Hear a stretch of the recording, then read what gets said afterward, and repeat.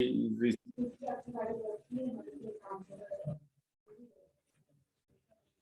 Shah is the CEO of the Deluxe Recyclable. Yes. Maharashtra, I'm sure. Hi Pravinji, how are you? Oh, hi Ashish, how are you? Good. Hi, Ashish.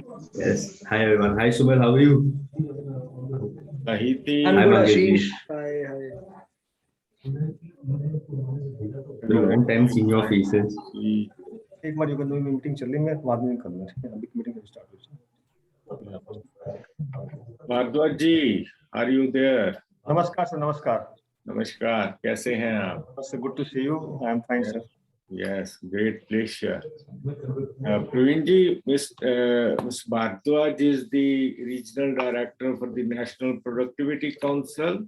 Namaskar, Dr. Saab. And, one of our key partners. Dr. Saab, for some reason, my name has been shown as Rajat Kumar. Can you make a change to that? Lalit Kumar. No, my name has been shown as Rajat Kumar. हाँ show किया है। अच्छा, Rajat Kumar show किया है, आपका गलत show किया है, वो मैं बता देता हूँ। ये मेरी टीम जो है वो दूर बैठती है ना, उनको फोन करना पड़ेगा।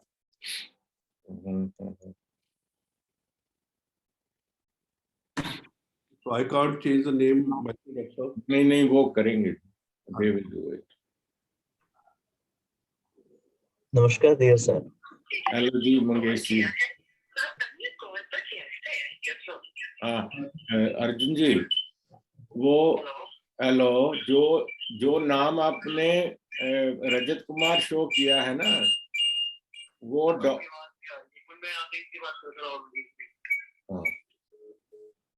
हेलो। हाँ हेलो। Yes sir. वो मिस्टर रजत कुमार के नाम के बदले में आपको डॉक्टर प्रवीण अग्रवाल लिखना है। वो जो ओके सर, ठीक है। हाँ, डॉक्टर प्रवीण अग्रवाल, वो चेंज करना ना, इंट्रोडक्शन के एंगल से तो बहुत जरूरी है। जो आपने पीपीटी आपको भेजी सर, कह रहे? नहीं, रजत कुमार जी का नाम जो ये अभी जो इनकी पिक्चर आ रही है ना यहाँ यार। अच्छा, आगे देखिए, ठीक है सर। स्क्रीन के ऊपर। यस ठीक है सर, ठीक है। हाँ, डॉक्टर प्रवीण अग्रवाल, अग्रवाल के AGGARWAL।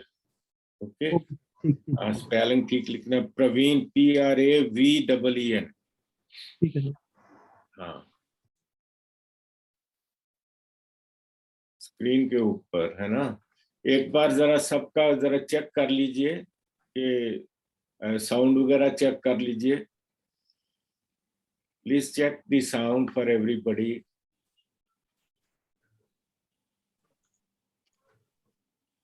Hello, am I audible? Mangesh here. Hello, Kulwant Singh ji, नमस्कार। नमस्कार, कैसी हैं आप? अनुपम जी, आपकी मुलाकात कराते हैं कुछ लोगों से। Thank you so much for joining well in time. Praveen ji, this is Dr. Anupam Khajuria from the United Nations Center for Regional Development, Japan. Yeah. Hello, sir. And Praveen ji is the CEO of the, ARC organization, which are really doing, all that big work, putting, all the stakeholders together in this task, basically. Then you have Sahiti. Sahiti is based in Hyderabad, and she is the director of an organization called Waste Ventures. I would say that one of that stakeholder who's taking the responsibility for all the collection of this, all these cartons, which really go for the recycling part.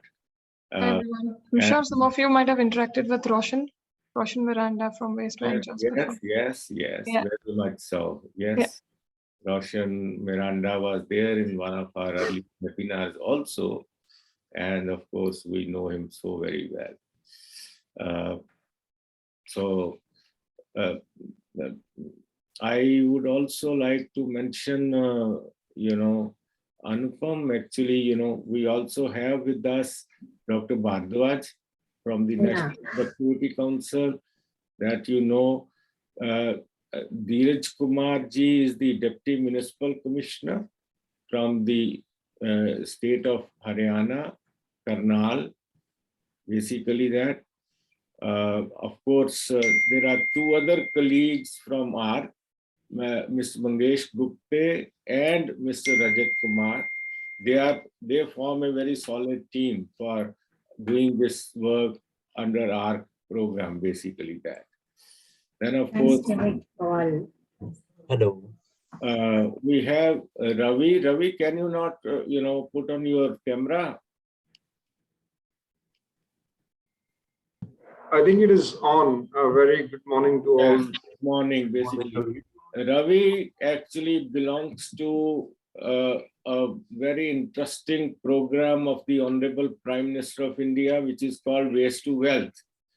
This mission was launched last year, basically, and he is part of the Waste to Wealth team, which is working under the principal scientific advisor to the Honorable Prime Minister.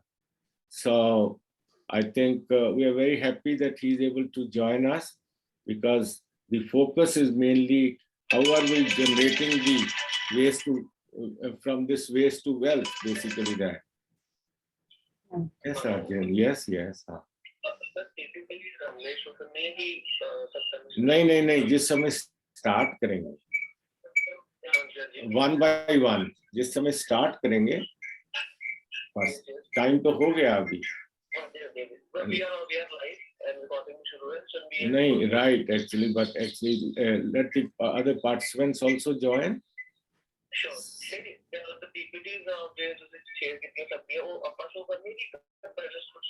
ਤੁਸੀਂ show ਕਰਨੀਆਂ ਜਿਹੜੀਆਂ for example ਉਹਨਾਂ ਨੇ ਜਿਹੜਾ ਪੁੱਛ ਲਾਂਗੇ, ਜਿੰਨੇ ਆਪਣੇ ਆਪ ਸ਼ੋ ਕਰਨੀ ਹੋਏਗੀ ਉਹ ਆਪਣੇ ਆਪ ਸ਼ੋ ਕਰਨਗੇ, ਜਿੱਥੇ ਜ਼ਰੂਰਤ ਹੋਏਗੀ ਉਹ ਆਪ ਮਤਲਬ ਮਦਦ ਕਰਨਾ ਪਏਗੀ. Welcome doctor मौजूमदार. সে মিউটটা পরে করে দাও, এখানেই থাকবে তো. Can you kindly put on your camera, please? শুনতে পাচ্ছি তো না, শুনতে পাচ্ছি, সেটাই তো আমি আওয়াজ বাড়াচ্ছি.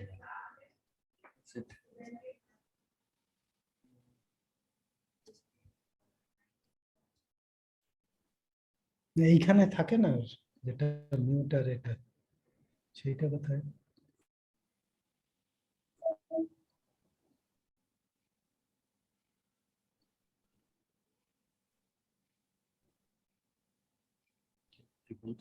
Dheeraj Kumar ji is also here. Dheeraj Kumar ji has joined, is it? हाँ, जिन्होंने फोन किया था उनकी एक मीटिंग है मिनिस्टर के साथ. Dheeraj Kumar ji, kindly put on your camera so that everybody is able. Good morning, everybody. My camera is on.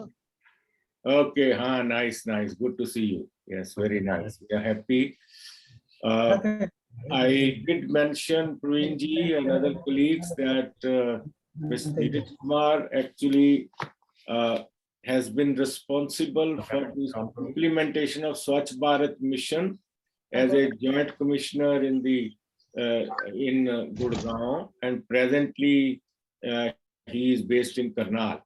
One of the most active person who has pushed, as a matter of fact, both the cities and making them extremely clean, and the larger responsibilities in the collection of the waste, segregation from the source and then collection and doing further action. He will actually share. Thank you, Dheeraj Kumar ji. Thank you, sir, for joining us. Thank you, ji. Thanks for Dr. Praveen Kumar is the CEO of ARC program. Basically, he has his own team with us, Mr. Mangesh and Mr. Rajat Kumar, actually, and they are doing it for the last several years, basically that. It's a very unique kind of organization, basically. One of its kind as an industrial body. Dr.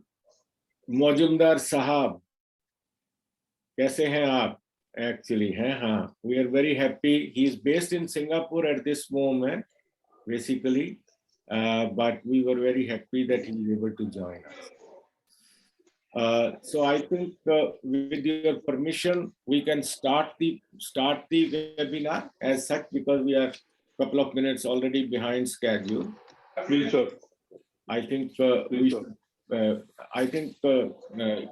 would say that participants will gradually join and will make a small beginning, basically that. Good morning, friends, ladies and gentlemen. We welcome you to this interesting webinar, The Road to Beverage Cartons Recyclability, which we are organizing in partnership and in collaboration with United Nations Center for Regional Development, ARC program, which is basically a very interesting industrial body, which actually has been implementing this. ARC is basically an action alliance for recycling beverage cartons, right, as an organization. And then we have a partnership with All India Institute of Local Self-Government, who are really responsible and connected with all the 5,000 municipal bodies in this country. Well, friends, this webinar has certain objectives that we have already spelled out, but we like to repeat that we are very keen to disseminate information amongst different target group on beverage carton recycling. This webinar aims at enhancing capacities and knowledge of policymakers and experts to mend any misconceptions regarding the recycling of UBCs. Then also, we are also aiming at assessing on regulatory policy that impact recycling of UBCs and make formal submissions towards their strengthening. We'll certainly be discussing various challenges faced by stakeholders for collection and recycling, and also discussing best practices and efforts by the industry to improve recyclability quotient of UBC. We have chosen a time which is clashing with the Honorable Finance Minister while she is presenting the budget. But very shortly, I think, we also have a very key agenda, which actually we'll like to sort of present before you. I would like to say that we have, I would say that number of speakers being very large, and also we have, I would say that panelists, 3 or 4 panelists who will be joining us. So we will certainly be requesting all the speakers to kindly possibly limit their time. My first speaker to whom I like to invite is Dr. N.B. Mojumdar. Dr. Mojumdar is one of the international waste management expert with a deep interest in municipal waste management. I would say that overall long 40 years experience which he brings, basically that, and he has been working with various national and international organizations. I would like to mention that Dr. Mojumdar, I would say with 40 years experience, I'll not like to detail it out. That will be there on the website. But presently, Mojumdar is the honorary chairman of the International Academy of Environmental Sanitation and Public Health for the last 4 years. Prior to that, he was Director General of the Sulabh International Social Science Organization. He retired from Housing and Urban Development Corporation in July 2005 as head of their waste management cell and chief projects. Post-retirement, he has worked with several private sector organizations, including ILFS, IESL, and NGO sectors in TERI and Cisco. I'd like to invite Dr. Mojumdar. He will be speaking basically on the policy and regulatory issues. Let me particularly mention that all the 6 waste management rules which were, announced by the Ministry of Environment in 2016 were drafted under his chairmanship. So therefore, I would say that he is going to talk on the policy and regulatory issues, and some of the objectives that we have really set in and various questions that really crop up out of that will certainly be duly taken up by him while during the presentation, or maybe that we have some subsequent question and answer sessions. Dr. Majumdar, please. Good morning. Good morning, sir. You sharing the screen from there? Yeah. Would you like to share your screen yourself? Okay, I'll share. Please enable it. Yeah.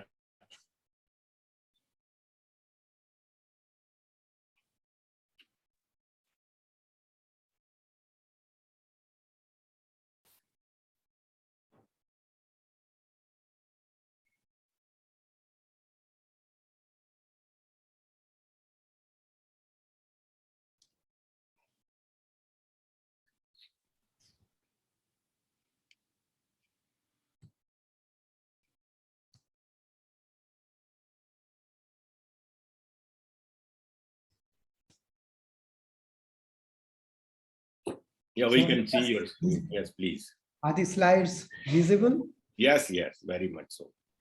Okay, so good morning again. And I'm really pleased to be given this opportunity of sharing my experiences and my thoughts with you. And I'm indebted to the organizers, particularly Dr. Kulwant Singh, for giving me this opportunity. Now, my topic would be recycling beverage cartons, policy and regulatory issues. Now, this is something which is very important for our country, although it appears that we have not really gone into the dimension to which we may face problems in future. But nonetheless, it's not too late. Now, I'd start with a small saying of one of the proponents of sustainability, Annie Leonard, who said, "There is no such thing as away. When we throw anything away, it must go somewhere." So we must be very careful about that somewhere.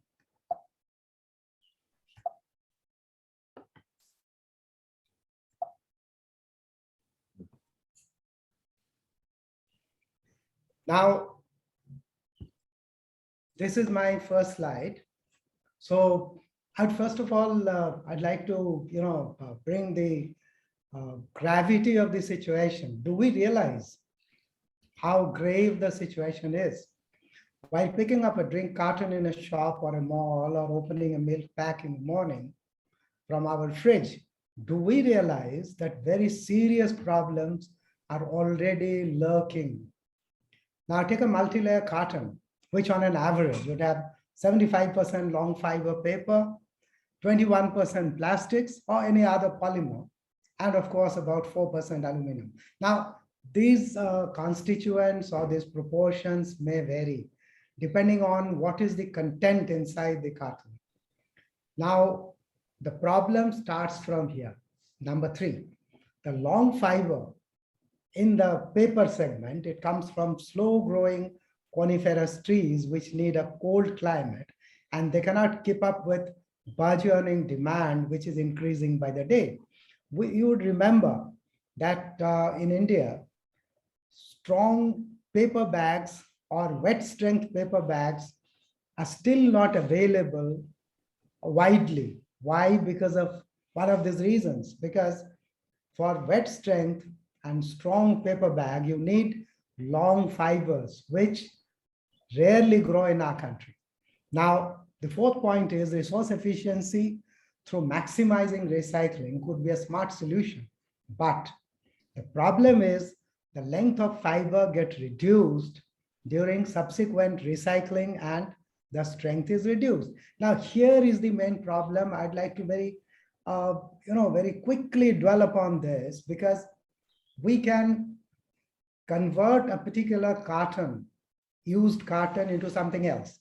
But if we want to reuse it again for containing some food item, then this problem comes up. Now, Recycling also involves cleaning of the used cartons and certain chemicals, which raises the risk of harmful substances. There may be residual substances left, which jeopardize further use for food storage. Now, one solution, of course, is use of recycled material to an extent, along with strict quality control. Maybe we go for 10%, 5%, whatever, but if we look at putting food item inside, we have to be very careful about the quality control aspect. Therefore, I have again, put it in bold. Number 3, quest for more sustainable material should go on, parallel with whatever endeavor we have for recycling these cartons. But the quest for more sustainable material should go on. Now, today I shall be discussing about the policy and regulatory issues. The starting point would be the regulatory framework in India through the various rules, and these are not adequate in taking up the issue of recycling of beverage cartons, because see, we have not gone really in depth. If we look at the MSW rules, that we have divided it into 3 streams: biodegradable, non-biodegradable, and domestic hazardous. So we have not gone into depth of the non-biodegradable or the recyclables. Now, of course, there is a provision for setting up of MRF for sorting of recyclable waste. But again, reaching the used beverage carton is not directly mentioned here. Now, apart from the solid waste management rules and the plastic waste management rules, the Ministry of Environment, Forest and Climate Change of Government of India has prepared the National Resource Efficiency Policy 2019. And it is this document where we have some rays of hope. Now, they have suggested creation of a dedicated institution, which could be called National Resource Efficiency Authority, or NREA, which would provide for the regulatory provisions of this policy. That means we are narrowing to or focusing on to the cartons here. Now, NREA will have members from line ministries, from state governments, government agencies, and of course, the stakeholders, meaning the industry bodies, the other stakeholders and interest groups. Now, an interministerial, along with the NREA, an interministerial National Resource Efficiency Board, in short, NREAB, will provide necessary guidance on the aspects critical to the implementation of this, the rules across all sectors. Now, the authority would set up the provisions and the act, and the board would give the guidance. Now, developing and implementing resource efficiency strategies will be carried out by concerned line ministries and state governments, with NREA providing collaborative setup. Now, in the priority sectors, packaging has been mentioned here, which is something quite great. And in the waste sector, the plastic packaging also has been mentioned. Now, the role of government, as mentioned here, is to facilitate setting up material recycling zones. But in my feeling, I mean, as Dr. Singh said, I have almost 4 decades of experience behind me. I think still we have a long way to go. But anyway, NREA and NREAB may be approached for looking into specific sectors, such as beverage cartons, and their appropriate recycling in accordance with the circular economy. That could be one of the strong points of approach. Let's now look at some of the countries, what they're doing and how their reaction has been to this important issue. Let's take Japan, for example, where a mix of regulations and voluntary efforts are really pushing it up. Now, voluntary efforts in Japan start from schools, where the students learn and actually perform collection, cleaning, flattening, drying of different types of packages, which they use themselves. So they learn as they do all these things, they practice and they learn. So it gets into their headset, into their mindset. Now, the Packaging Recycling Act of Japan, which is the application of EPR to packaging policies, this was set up in the year 1995, quite long back, about 26 years ago. And the title of the EPR related legislation, the act on the promotion of sorted collection and recycling of containers and packaging. So they have gone into depth, much deeper than what we have kind of attempted here. Now, the Act requires that the designated producers and importers must recycle to required specifications. I flag it again, to required specifications. And that's very, very important, because there they even think of putting it back into the food stream. Now, the Act is like this. The municipalities have been responsible anyway, as it is in India. Now, this Act introduced EPR, that is extended producer responsibility into the recycling of waste packaging discharged by the households. So this, right from the source, EPR is being thrust upon. Now, in order to fulfill the recycling obligations, the designated producers can either collect and recycle waste packaging that conform to the specified sorting standards by themselves, or outsource the recycling to PRO, that is Producer Responsibility Organization, which is the Japan Containers and Packaging Recycling Association. Now, we would have a little more into this a little later.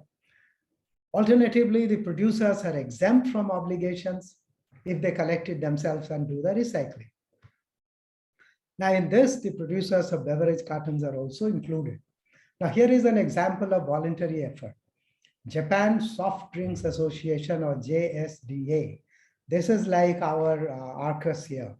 Now, containers and packaging 3 R's promotion, or the third voluntary action plan, which they had prepared themselves for the years 2016 to 20.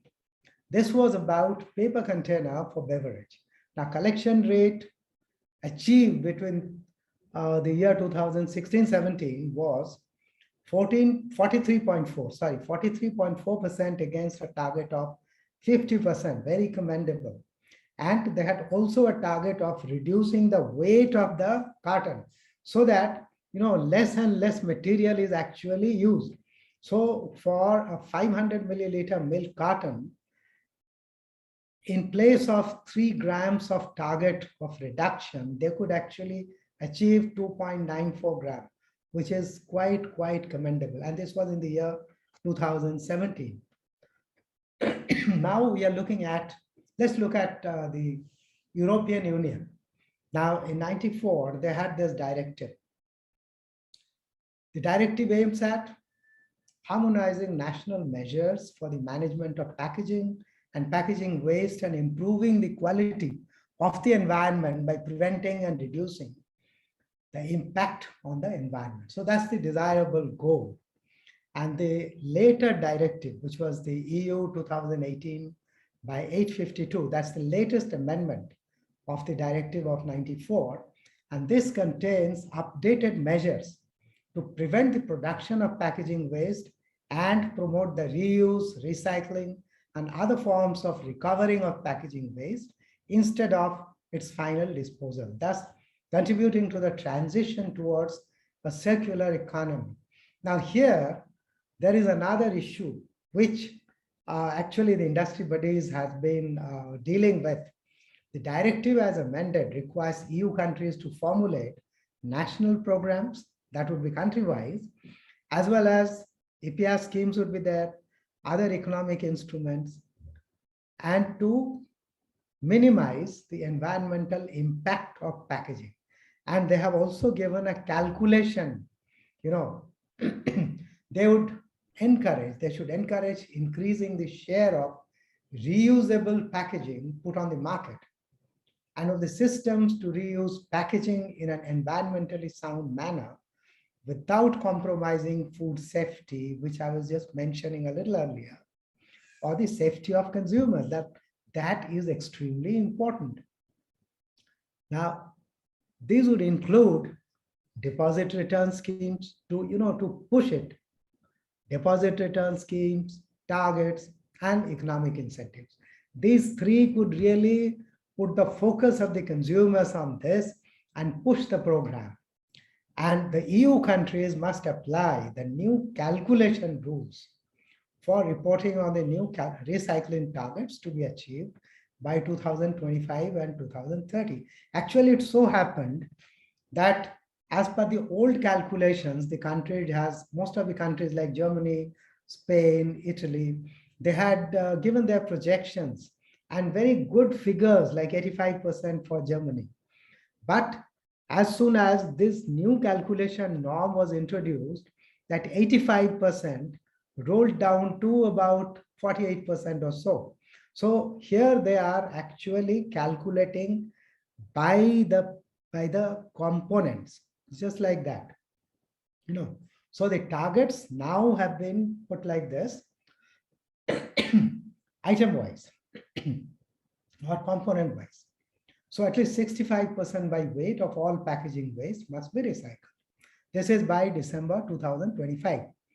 But at the same time, the individual targets are like plastic 50%, wood 25%, ferrous metals 70%, aluminium 50%, 70% glass, and 75% of paper and cardboard. So these have to be individually achieved, and the overall can be 65%.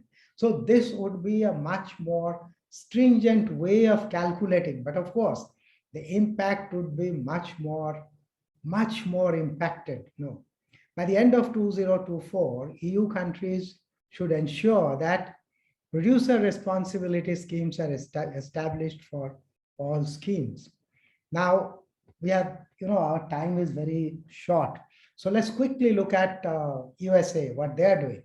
Now, almost at the same time, RCRA, that means the Resource Conservation and Recovery Act of the US, RCRA section 6002, that requires that US EPA or Environment Protection Act to develop guidelines for the use of government agencies for procurement of products which would contain recycled materials. So right back at those points, they had thought of putting in government procurement materials which have recycled content, and that would be guided by the US EPA guidelines.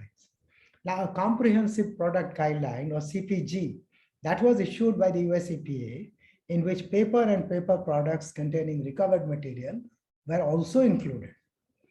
Now, the National Container Deposit legislation was also put in place.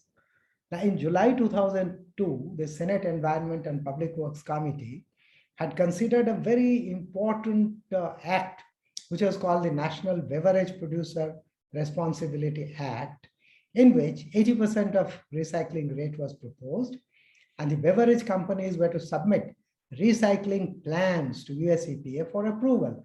But somehow this was not passed at that point of time. But this was a great step.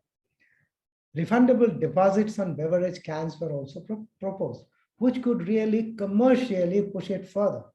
Most importantly, the US FDA, that is the Food and Drug Authority, is responsible for pre-market review of new food contact materials. Again, I'd like to flag this, that if we want to put our recycled items for the food chain, there has to be a very strong method or protocol for checking that the recycled cartons or the packaging materials are safe enough for putting in food. Coming to our way, what should be our way forward? We have looked at what we had done. We have looked at Japan, EU, and the US. Now, because we have a very short time, so I didn't go into other countries. Now, so far, there is no specific policy or guideline or regulation in our country. In my opinion, it's my own private opinion, our best bet is to approach the National Resource Efficiency Authority and the National Resource Efficiency Board and bring the issues and problems before them. Possibly it's a little too early, but we have to start right now. And we should take all these issues to them give representations to them, detailed representations to them, so that they could consider this. And in consideration, there should be a graded plan for financial and fiscal support need to be worked out. It has to be worked out along with consistent R&D and reliable laboratories for product quality assessment and certification. These are necessary for confidence building. Please remember that unless the confidence building amongst the consumers is there and the government agencies is there, there's not going to move further. It's very important that we are able to build that confidence. And the industry bodies have to take up voluntary efforts to set up targets and standards on their own. That is voluntary standards, as it is called. And the governments, both central and state, should continuously monitor them and provide support wherever deemed justified. So in my opinion, the industry bodies have two roles here. One is that they can approach the NREA and the NREB, and second, they can make a graded plan and a voluntary effort to set up targets. So set up targets or standards on your own and go on with that. So in times to come, the government would definitely look into that and would definitely put it forward. Now, voluntary efforts in India, an example, of course, are the Action Alliance for Recycling Beverage Cartons, or AARC. This was launched in 2018. And like JSDA in Japan, they're also doing a great job. I have knowingly put both the things here. So the AARC also can take a leaf from JSDA and see if they can do some course correction. Now, on their own, AARC had defined a 5-year EPR action plan, which would cover collection and recycling commitments, then advise the members as well as the collection partners on proper data keeping, which is again extremely important, because as we know, data or reliable data is extremely important for making any plans. And they also help members significantly increase the collection of paper-based cartons in the last 3 years. So now possibly they have to look at the points which, I mean, as per my personal impression, which I have discussed in the previous slide. Okay, so thank you very much for a patient hearing. Thank you. Thank you again.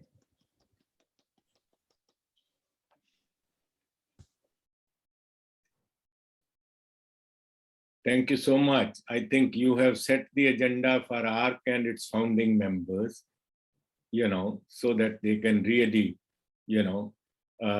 prepare a kind of master plan, I would call it. 5-year plan, you said it, but I would say they should really set up a kind of plan and in a way try to see what are the elements that you have presented, let's say from Japan or European Union, or even for that matter, USA, which can be relevant for us and we can really take it forward. I'm sure this is a good agenda that you have given it. And I'm sure that ARC and its founding members will certainly be pondering over some of these. Thank you so much indeed. I think absolutely. That I think we will take it up. I will move on because we have already, I think, spent little time, but it was outstanding presentation as an opening, and you have set the tone and tenor for the entire webinar. I'll now like to invite Dr. Anupam Khajuria, who's working with the United Nations Center for Regional Development, where she contributes in organizing the annual Intergovernmental High-Level Policy Forum, which is called Regional 3R and Circular Economy Forum in Asia Pacific region since 2014. And next one is coming actually now very closely in the month of March itself. That is next month from 22nd to 24th March, which will be in Moscow. I think she has spent quite a number of years in Japan. She did her PhD in Japan itself in the field of environmental engineering from Osaka University way back in 2010.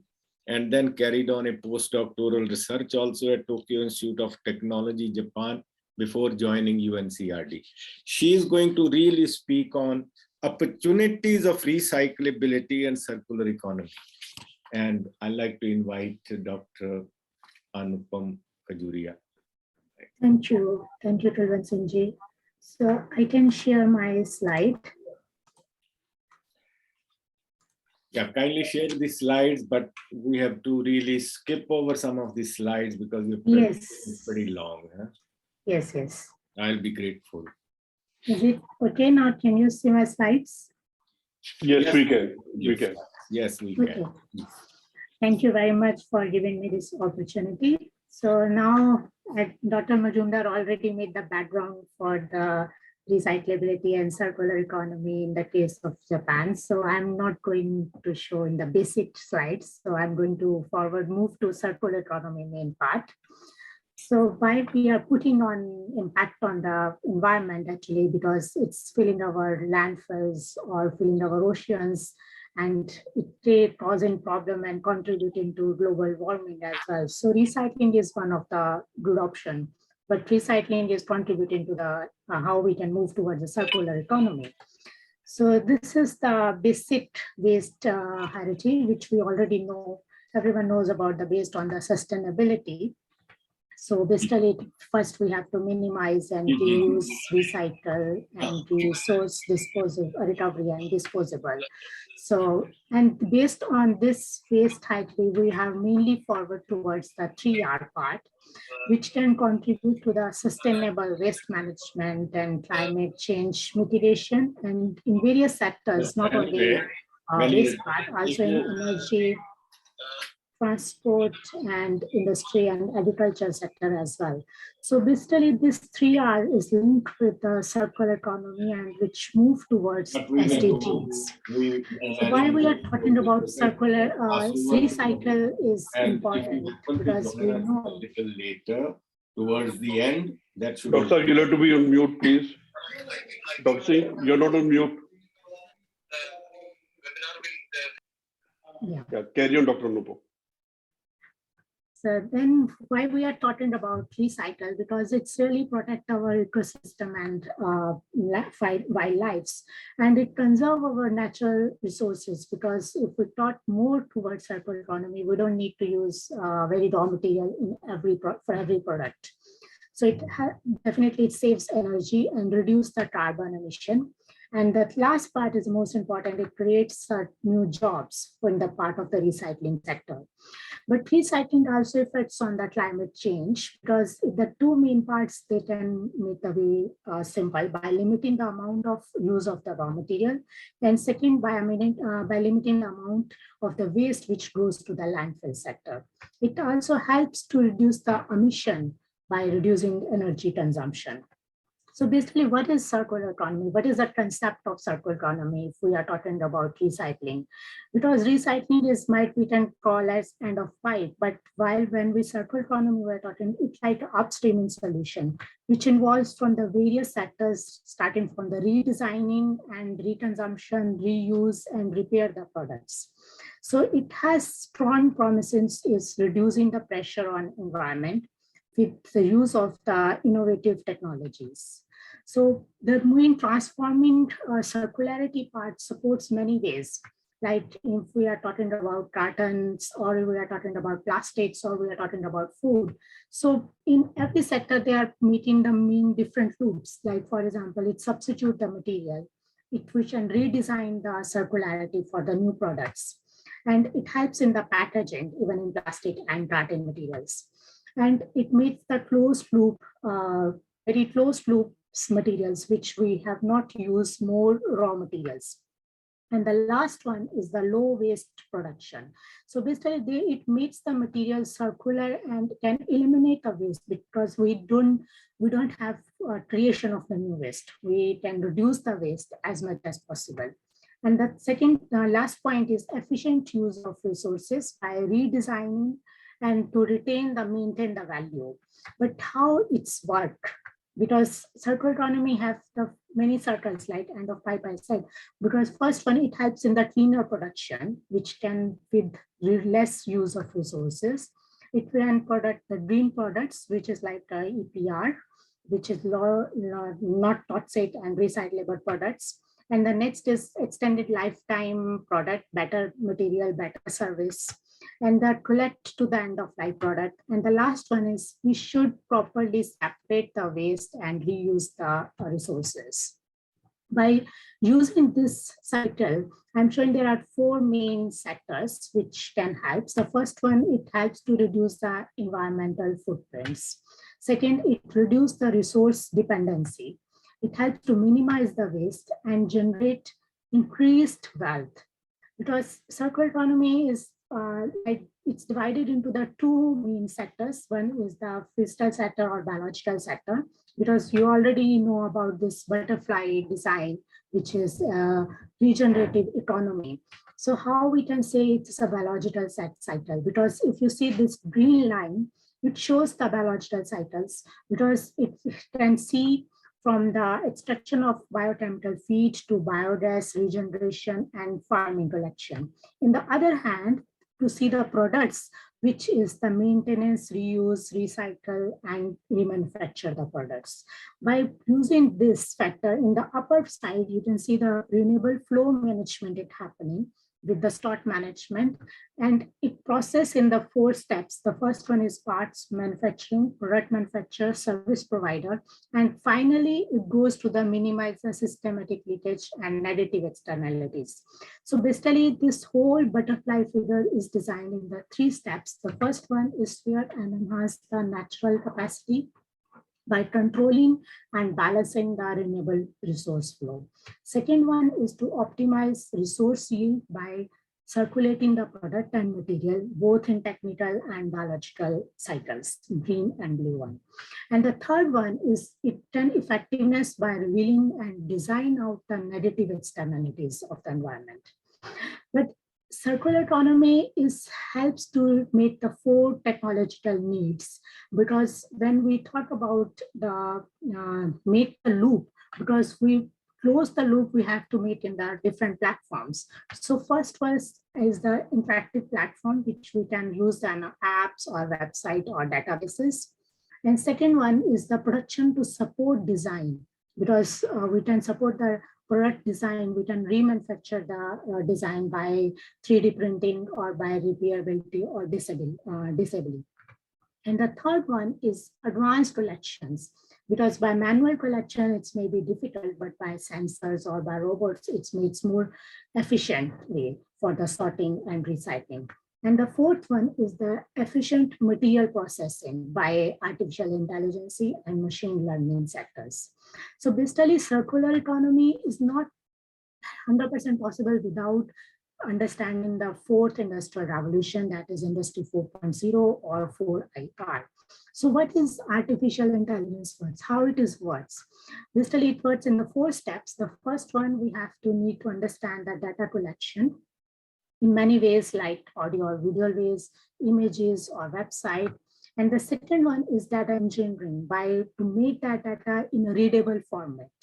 And the third one, to make that algorithm by converting the existing data into the new trained model, because now even when we use the iPhone or any applications, but it's not easy to readable if it is in the raw format. And the fourth one is to design based on the algorithm output by pattern recognitions or integrated the solutions with the robots. So the 4 steps, it works as artificial intelligence. So what is the main benefits? Because when we talk about artificial intelligence, how we can relate with our environment. There are few examples I'm giving here. First, by AI system, we can help to forecast the waste characterization, waste bin level, waste detection. And the second one, it helps to increase the transparency in the recycling process, because it can easily find in the conveyor belt spot, and it's better accuracy than the human manpower. And it provides in the real-time insight, which can analyze into the facilities.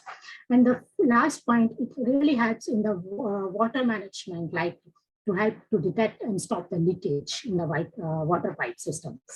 So basically, artificial intelligence, it helps to analyze, predict, and we can recommend some solutions which can create the sustainable solutions.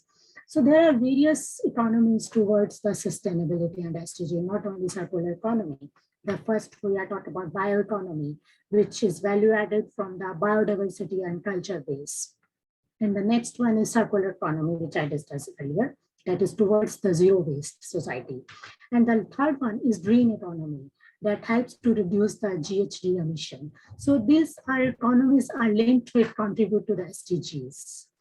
So I'm showing here why we are talking about circular economy and SDGs, because our office is organizing many events on the circular economy sectors in United Nations offices. So our main activity is 3 steps. The first one we organized, like Dr. Kurvanson already mentioned, about forum, 3R and Circular Economy Forum since 2009. So based on this forum, it helps to progress on SDGs, particularly SDG 12, but definitely SDG 14 and SDG 6 that includes in the SDG 12 as well. And the second one, we are making some report, that is progress report on Asia and the Pacific region. We already launched first report in 2018 in India. And we launched last year plastic waste report based on in Asia and the Pacific region. And now we are working on the second state of 3R report in Asia and the Pacific region, which we are planning to launch in next 2023. So we are working on that part. And the third, our project is on IPLA. IPLA is basically a partnership, like I think like the ARC, or like other NGOs or some partnership member, which can help to make the platform for the government and private sector. And we meet the progress, how we can work and how we can collaborate with the partnership with institutes and academic sector and private sectors. So our regional 3R forum, I'm showing here a few like a flow, how we start. The first forum was happened in 2009 in Tokyo, and second was in Malaysia, third was in Singapore, where we are showing here in Tokyo, we had a Tokyo 3R statement and Singapore recommendation in third forum. And in fourth forum, that is Vietnam 3R declaration. That declaration is based on basically is the basic information for the state of 3R report, because our report is based on this declaration, what the progress is going on in Asia and the Pacific countries. And sixth was the Maldives 3R declaration, which was signed by the resorts, around 100 resorts signed that declaration. And the seventh one, from the sixth forum, we start about the circular economy. And the seventh forum, we made the Adelaide 3R declaration on the circular economy part. And the eighth one, that is in Indore, that on the declaration on clean water, clean land, and air in cities. And this one is where we launched the first report of the state of 3R. And last we had a 9th forum in Bangkok. And after that, because of the COVID, we had having an online forum. So last year we had a webinar in 2020. And 2021, we are planning in Russia forum. And it's basically a hybrid forum, or online is still going on discussion how we can proceed on that part. So about that Vietnam declaration, Vietnam 3R forum in 2013 to 2023, that is the main basic part in the state of 3R and circular economy. So based on the assessment, experts assessment, we prepared the first report that was launched in 2018. And then we prepared the plastic waste report, that is the earlier launch on the G20 meeting in 2019. And last year we launched the final report on the plastic waste management. And we had some experts meeting of the upcoming report of the second state of 3R, and some of the experts which today are already in this webinar, they participated in our series of thematic webinars. So we are planning to meet that thematic sessions and combining that report and finalizing in 2023. And the third one is IPLA, which I mentioned about the partnership. That is international partnership. There are many members of this partnership.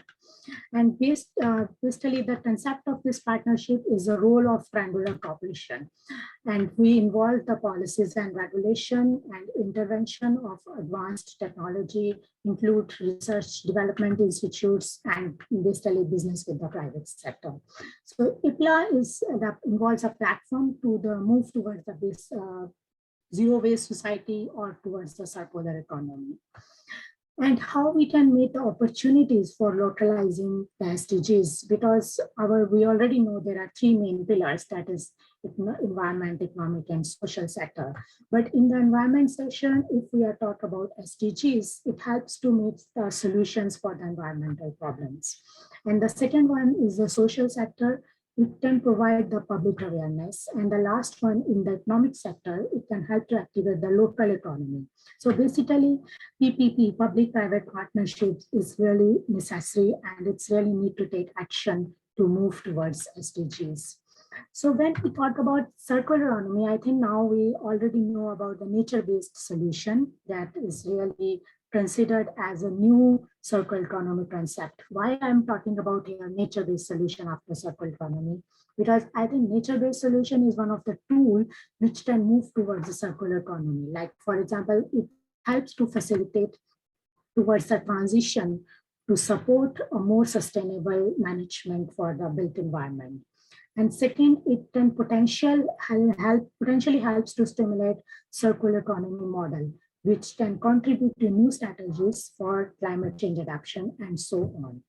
So future perspectives of my presentation is basically when we talk about recycling of cartons or plastics, or today's webinar on cartons recyclability, but I think the true circular economy is very important.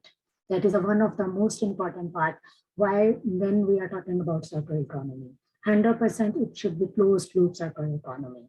And the second one is reevaluating what that is the EPR, which is one of the most important impact for the recycling industries. So I think the NPC will more discuss on EPR. And the third point is high technology and transparency. That is, the existing technology should make more accessible to the regions or to the recycling industries, because technology is related to the future of recyclable or recycling, which is really important. So 3R and circular economy, which holds opportunity for the further development of sustainable solutions and definitely towards the achievement of the SDGs. So I think this is the main three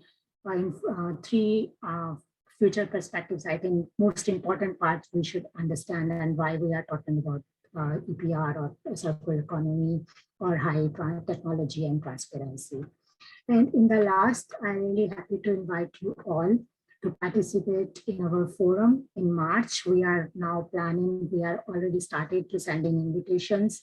So please kindly join our event and contact me. I'm giving my email address here. And definitely I will send invitations to participate in this event. Thank you very much. Thank you. Thank you, Anupam. Thank you very much, Anupam. That was so very wonderful. I would say that you have highlighted the role of new technologies, role of artificial intelligence, the various economies that emerge out of it. And you have really spelled out the 3R and Circular Economy Forum. I have a quick question before I really move on. And that is that normally when you have these regional forums, many organizations in the region, many a time come up with a policy paper, which is actually, normally, you share it amongst all the countries and partners.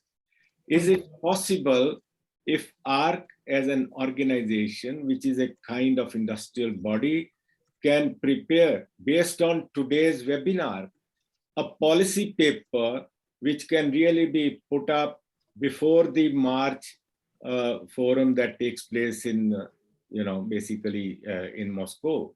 Do you think it shall be possible if they, for example, work? I am giving more homework to the Secretariat of the ARC and its founding members, because what Dr. Majumdar said, largely you have to deal with the NREA or NREA board and also work on, the European Union or Japan or USA's, various measures in this regard. I am suggesting, and actually, I do know that UNCRD welcomes policy papers. And if we are able to prepare a policy paper, let's say by the end of February, and share it with the UNCRD, that paper is normally shared among all the 25, 30 member countries in Asia and the Pacific. So it's mainly for the, I would say, ARC Secretariat to really, and its professional team, I would say that, work on it, and perhaps I think come up with that. 3R Waste Foundation can be your partner in this venture. Yeah. Many thanks, sir. Many thanks.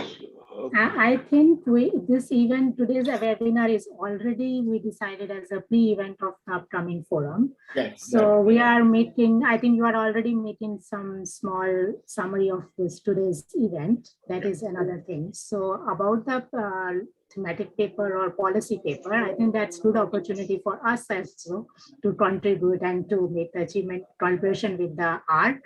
So please send us, and it's really nice. Wonderful. We promise to you, we will make a good summary. We'll come out with a white paper, submit it to the government, to the policy makers, and we'd love to partner with CRD, and look forward to participation in Russia also. Thank you. Thank you so much indeed. I am now inviting one of your own partners, Sumit Jugran, basically, because he is the sustainability lead of the Tetra Pak for South Asia markets. And I would say that,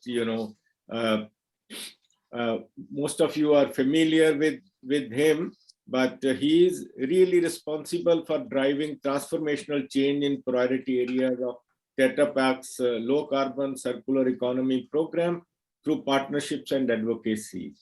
I think there were some very interesting mentions, about Tetra Pak basically. So I think we like to invite him for his very short and crisp presentation, which he has prepared. Yes, Sumit, most welcome. Yeah.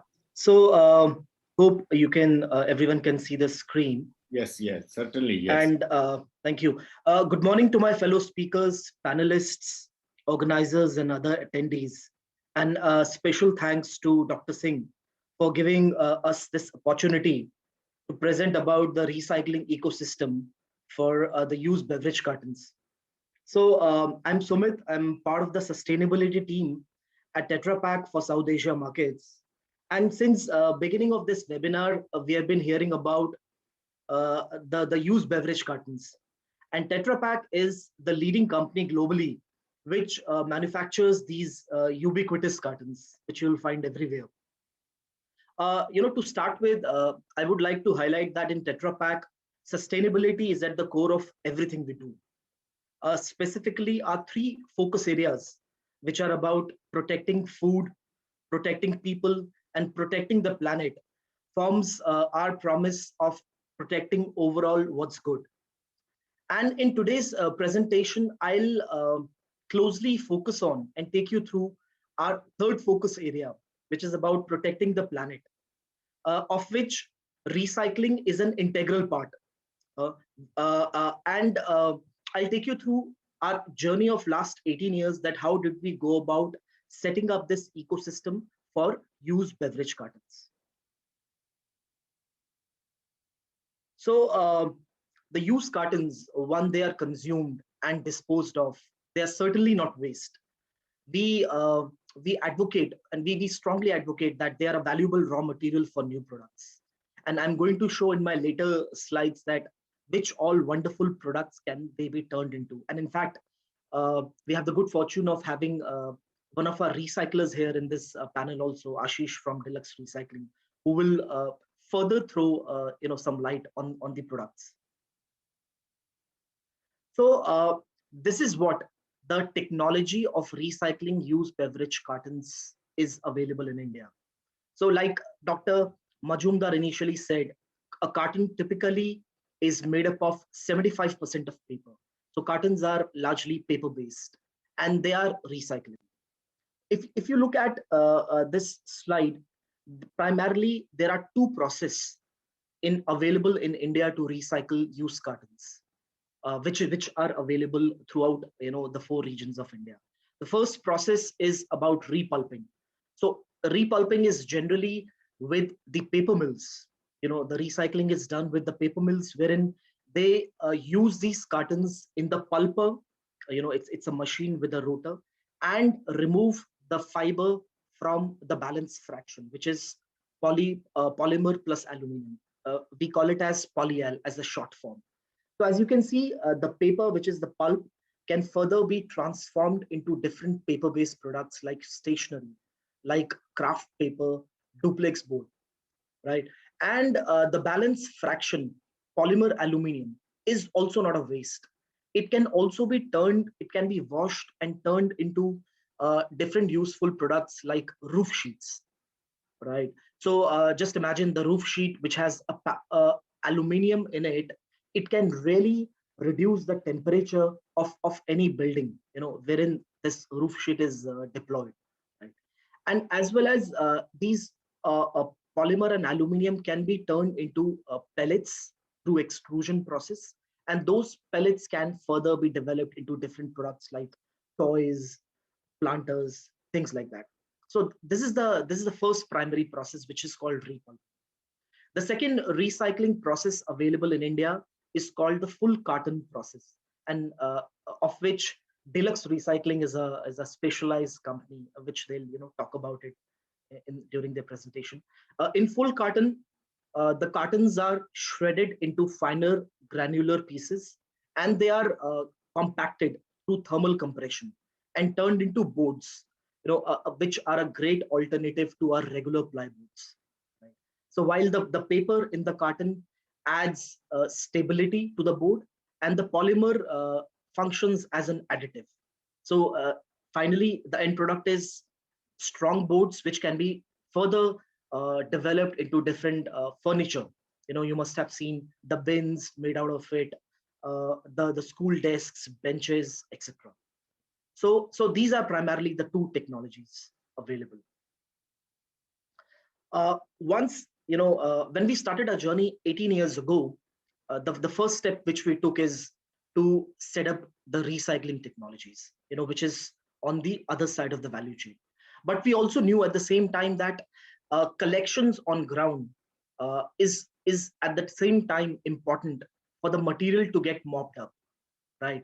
So, and that is why we approached different environmental NGOs, waste picker groups, waste agencies like Waste Ventures, who are also in this panel, and who in turn set up this ecosystem for collection of cartons or sorting of cartons through the help of different waste pickers, waste dealers, and like. So how did we start setting up collections? Is by investments in partnerships with these NGOs, waste agencies, and waste picker community, capacity building of these communities through different workshops, different Nukkad Nataks, and as well as building the social equity. So one is the economic side of collections, that is giving the waste trade an opportunity to increase the income by doing carton collection. The second is also targeting the social aspects like health, education of their children, right, and their hygiene and sanitation. So we started running these programs also, for the waste trade. Whosoever collects the cartons are eligible to get access to free non-formal education for their kids, free health services for their entire family, vocational training for the women of the families. And that's how over the years, collections have been strengthened, and I'm proud to say that they have expanded to 40 plus cities in India, which you are going to see in this slide. So because of the efforts from last 18 years ago, we have now 4 recyclers in India in different regions. and collections across 20 states and 40 plus cities. Interestingly, we are also proud to be associated with the Indian Army, who are a consumer of milk in cartons, because Indian Army units are based in the far-flung areas, northeastern India, towards the borders, J&K, right, where milk in any other packaging format cannot reach without being spoiled or spilled. So that's why carton forms the feasible option.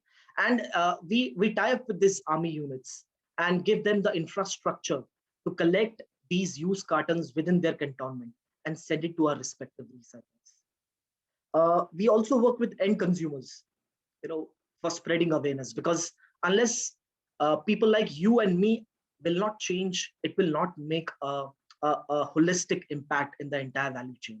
So it actually hinges upon the end consumers to so segregate in their homes, to put these cartons as part of the dry waste, right?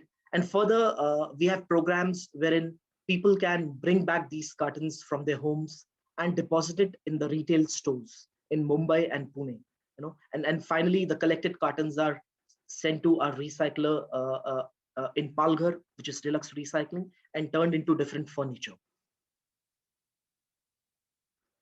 And of all these efforts, when we started with a zero recycling rate 18 years ago, because of all these efforts, we have now reached around 50%. So while we employ our efforts on the ground, we also validate our efforts through accredited credible organizations. So one such organization is STERI, which does extensive surveys on ground, and they came up with a recent report that almost half of all paper-based cartons are recycled in the surveyed cities, in the 20 surveyed cities in India. So which is a great boost to our efforts. And finally, like I said, like the cartons, the used beverage cartons are ubiquitous, and so are the recycled products. So you must have traveled in a auto rickshaw or a tuk-tuk, as they are called. So the next time when you travel, just have a look at the seating and the back panel. So those panels, as it is shown here, are made from boards from the used beverage cartons through recycling of those cartons, right? Similarly, you can see these boards, study boards, the benches, the other furniture. These are the eco toilets which were being made and supplied to the Goa Municipal Corporation under the Swachh Bharat mission. And you are also familiar with all these FMCG products. So one of our recycler uses our cartons to make boards, to make duplex boards, which are further forms packaging for these different FMCG products, which we use in our daily lives. So we are surrounded by recycling products, and finally, I would like to close by saying that let's be a part of this recycling revolution. Let's take that ownership of being an important stakeholder. Let's do source segregation at home, and let's send our cartons and other recyclables to the right destination. So the destinations are available. It's just we need to to take that effort. So thank you.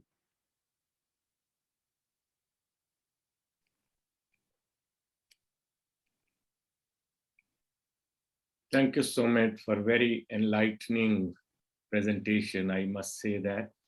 In fact, when I was discussing with Dr. Majumdar and invited him for this webinar, he mentioned to me that in one of his offices, when they actually put up a structure, they made use of the roof sheets of which you have made a mention. And it worked very well, for several years. I do have one question before I really move on. What steps do you think can be taken to maintain integrity of the ecosystem, as well as the collection process and also the related data? What is it that, for example, you are really doing? Yeah. So that's a good question, Dr. Singh. So I feel maintaining the integrity and the data component is highly critical. and especially in the wake of the recent waste management rules and the ensuing EPR legislation. So how we do it is that we maintain different data checkpoints across the value chain. So we follow a chain of custody approach, wherein, let's say, once a waste agency, which is the principal a stakeholder in a collection value chain, once they collect data from different stakeholders down the hierarchy, they are required to keep and maintain all the invoices, of those bought out volumes, which they purchase from the waste pickers, different waste dealers. So while maintaining the copy of invoices, and as well as the freight documents, right, the weighbridge slips. So all these documents are maintained, and once the entire volume is aggregated in a collection center and it's being sent, the volumes, including the truck, is being tracked, till the time it reaches the recycling point, and the recycler gives a green signal that they have ultimately received it. So the entire truck, including the GST filing, the way bills, everything is being tracked and being shared with us by the waste agencies. And finally, once the recycler receives it and sends us a confirmatory note that this material has been received, so then we kind of get the conviction that ultimately the material which was collected from the downstream vendors has finally reached the recycler's gate. So we follow this chain of custody approach, in which there's a data checklist which is being maintained by the partners. Thank you so much indeed. There are a few questions, but we'll take them later on. Okay, towards the end. I will now like to move on and invite Dr. K.D. Bhardwaj. Dr. K.D. Bhardwaj is the Regional Director of the National Productivity Council, Government of India. And he in particular has been working on a theme which is so close to us, and that is on extended producers' responsibility, for various things. But in particular, his presentation today is going to focus on the extended producer responsibility in the context of beverage cartons recycling. Dr. Bhardwaj, the floor is yours. I'll not like to disturb you more. I think you have to wait for some time. Thank you, Dr. Singh, all the fellow speakers and all the participants. Welcome to this important webinar. Let me share my screen.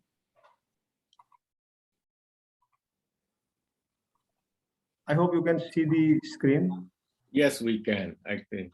Okay, so as Dr. Singh explained, let me quickly kindly full screen kar lijiye. Yeah, full screen kar diya maine. It's now full screen. So let me briefly explain you about this extended producer responsibility. It's a policy mechanism. It's not technology, but it involves so many technologies. But it's a national policy, and it's one of the best way to tackle any kind of waste in the country. Before that, let me quickly explain you about NPC. We are under Ministry of Commerce Industry, an autonomous organization, and we have offices almost throughout India in different states. You can see the locations. We provide services in various subjects: human resource management, energy. Sir, your slides are not moving. Not moving. I am moving them. No, sir. We are still on the first slide. Oh, and also I can for see some my reason, third because slide. Now you can see. Yes, now we it can has see, sir. moved. Yeah, Yes. when I make it, when I am making it full screen, it is not moving, I think. So I will go like this. Okay. Yeah, right. So there are various techno-managerial areas. Sir, sorry to interrupt, sir. Sir, first, if you get full screen, then share the screen. Okay. So I answer again. इसको दोबारा कर लीजिए. अच्छा. दोबारा कर लीजिए, full screen करके फिर शेयर करें. अनशेयर करना पड़ेगा इसको. इसको आप पहले अनशेयर कर दीजिए. आप फुल स्क्रीन करेंगे, फिर पूछेंगे फुल स्क्रीन शेयर करना है या फिर ये वाली शेयर स्क्रीन करनी है. Okay. I'll just do that. Briefly. But full screen करने के बाद तो सही आता है.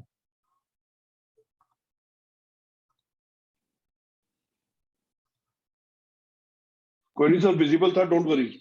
Yeah, I think there is not much in slide I am going to speak. That is more important. So there are the different subject areas in which we provide services. Almost all kinds of areas. NPC has been working since 1958. Of course, in EPR. Now, what is the founding principle of EPR? See, let me just briefly tell you. No need to read the slide. Simple. Polluter pays principle here with regard to the carton beverage cartons. So the brand owners and producers become responsible. Very simple. That's the foundation of EPR. And now we make them responsible to collect the waste, get it recycled, whether it is recycling in different forms as explained earlier by one of the speakers, or maybe put it to waste to energy plant, but it has to convert into energy or some other new product. That's the responsibility of now brand owners and producers. That's the basic of EPR. This is a concept why you can see here raw material is there. It's being processed to convert into a carton. Final product comes out, distributed to the retailers, suppliers, consumed by the consumers, and then waste results at the end, consumer end, and it is disposed of. So this particular extended part after consumption. So far, brand owners and producers were not responsible. Who are responsible?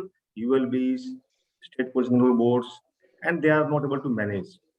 But it has come from the producer and brand owner. They are being paid by the consumers. So definitely they have to be responsible. And therefore this lower component is called extended producer responsibility. It's not new. It has been applied for lead acid batteries, plastic waste. Now recently draft has come out. E-waste tools is already working. Fluorescent mercury-based lighting, they are being replaced. And packaging and sanitary pads, it's being applied. So concept is not new in India. Now, see, I saw there are several state level interventions, Himachal Pradesh, Kerala, some sales fees being charged for the waste. There are a role of state pollution control boards, central pollution control board, urban local bodies. Most important is in our country, informal sector, because they are the bigger player when it comes to waste management. Brand companies, they have direct role in EPR. We are also moving to banning of single-use plastic, but banning is not the solution at all. Actually, in principle, we don't agree with any kind of ban because there are ways to recycle waste. If you can't recycle, it can be put to waste to energy. Problem is that we are not able to collect it. So just because we are not able to collect the plastic waste, we can't just ban it. So banning is not a solution. And of course, there's a national resource efficiency policy. See, all this initiative, let me tell you, there may be some loopholes, maybe overlaps, but I really appreciate at different states, they are coming up with the cess and charges for the waste. It may be appropriate, may not be appropriate, but some initiatives have been taken and that we have to appreciate. With maybe it's not full-fledged final initiative or final solution, but these initiatives show that the state level, they are working, and Central Pollution Control Board, SPCBs also now have to play a bigger role when it comes to EPR. Now, see, extended producer responsibility is the responsibility of every producer. So they have to channelize the waste, they have to go to the authorized recyclers and get it recycled, putting back into the system. So this is the overall chart of the explaining the how it works. Producer, regulatory bodies, the retailers and dealers, consumers, authorized recyclers, they will do the recycling of plastic waste or these beverage cartons, and then it comes back to the manufacturers. Now, see, my only point is, which I'm going to make through this webinar, and it should be placed into your document also. We have multiple stakeholders when it comes to EPR, whether it is with regard to e-waste or even plastic waste, including the beverage cartons. We cannot treat them separately, independently. We have to bring them all on one platform, and which is now missing in this country right now. All the stakeholders are individually working on the EPR system, whether it's with regard to e-waste or plastic waste. Until unless they come on one platform, the system will not work. Whether it's CPCB, recyclers, producers, so far 314 producers, brand owners have been registered by CPCB. but the number 314 doesn't know number 1. Number 1 doesn't know number 10. They have to know each other. My point is the collection centers, all the ULBs, all this the stakeholders in the EPR system has to come on one platform, and then only EPR system will work better, will be more efficient. Different bodies have different roles: Central Pollution Control Board, SPCBs, urban local bodies, port authorities. Various kinds of forms are there. Now see, there are different forms in e-waste, different forms of plastic waste.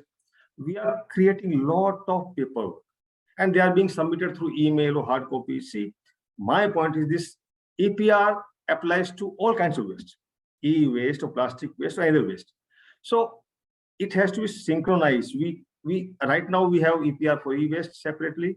Of course, see, targets may differ, some minor elements may differ, details may differ, but the overall principle remains same. We are making producer, brand owners responsible. We don't have to go for, say, one EPR for plastic waste, one EPR for e-waste, one EPR for some other kind of waste. This will be more complex situation at the end, resulting in a failure. It has to be one EPR policy under one principle and on one platform. By bringing all the stakeholders together who can interact and who know what's happening to their waste, it will be more efficient. There are multiple forms, like Form 1 from the producers and brand owners, Form 2 from recyclers. They have to submit to SPCB. Where is the time with this SPCB or CPCB to look at so many forms? Can they really check it, verify it? It's impossible. So all these things have to go online, where people can also see what kind of forms are being submitted by different brand owners or recyclers. See, it's all about waste and directly affecting the community and people. Why can't they see what's happening with the waste? Why these forms have to be submitted to regulatory bodies and then they are in their, it's not visible to other stakeholders. So the one platform, one dashboard, one system, bring them all together will definitely help. Taiwan has this 4-in-1 recycling program. See, they have one program, let me tell you, any kind of waste. Community residents are involved. And then in this case, see, in our country, now what the major difference is that we are making brand owners and producers responsible, so they will pay. Okay.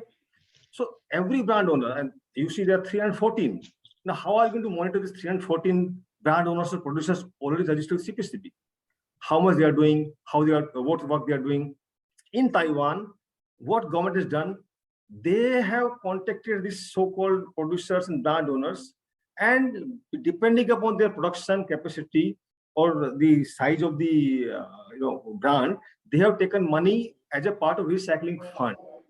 So, see, as a brand owner or producer, I will be happy to pay rather than look at my waste, how to collect it, where it goes, getting recycled, fill 10 forms, submit to government. Brand owner, producer is not into waste business. He is producing his own brand. Let him do his business. Why he has to be forced to go to recyclers? Why he submits so many forms? So Taiwan government has developed a recycling fund, and definitely brand owners, producers pay to this recycling fund. And this fund is controlled by the government. And then they, through this recycling fund, they support recyclers, collectors, urban local bodies, and the system is working. So the major difference in Taiwan and India I see here is, right now we have this 314 brand owners and producers made responsible, each working individually, almost. Which system may not work. But Taiwan government has set up, and I propose we should have such system in India also, because as a brand owner, as a producer, I am not interested in waste management business. I am producing, say, water. So my business will be water processing and selling it. Why I have to go in waste? I am ready to pay. I am ready to pay the government depending on my size of business. So this 4-in-1 recycling program is working very well. The government controls the fund, and these manufacturers or importers or brand owners, they pay to this government, and ultimately government supports recyclers, collectors, municipalities, public, and also conducts capacity building programs. That's a major, and this everything is on one platform. All these are connected. Manufacturers are connected, collectors, recyclers, and even audit companies there. See, that fund is being audited by the third-party audit company. So brand owners and producers have the full faith how their funds being utilized. And how this kind of, and then the government through the recycling funds, they give subsidy to recycling plants. So one entity at the government level is working on EPR, utilizing their funds, and brand owners and producers are left to do their business. And they have one platform, as I told you, virtual platform, Taiwan-based disposal taking and management system. So all the stakeholders are connected to this platform with different administrative capacity. I mean, some people can access all data, some people can access some data, depending on that. So portal is there, name is given, waste.epa.gov.tw. So this portal connects all the stakeholders, making the system efficient. So Taiwan EPR management, I already explained to you the main difference. I think in our country, the system is a little different. Japan also has EPR management, as already explained by earlier speaker, and it has been there for long. And they're also they collect transportation fee, recycling fee from the consumers. Retailers, municipalities are directly involved. It goes to collection sites and then goes to recyclable materials. Here in Japan, more focus is on urban local bodies. They are very powerful, strengthened, not like our ULBs who require more hand-holding support. So as you see here, that they promote recycling, and also because our EPR has one element missing is reduction of waste. It is not there. Of course, there are targets for recycling, there are targets for collection, but each brand owner, each producer, each manufacturer have to continue to reduce their waste. So R&D, Japan is from that same fund, they have separate R&D support they are providing to come up with innovative products, to come up with innovative cartons, which can be recycled easier or maybe less weight.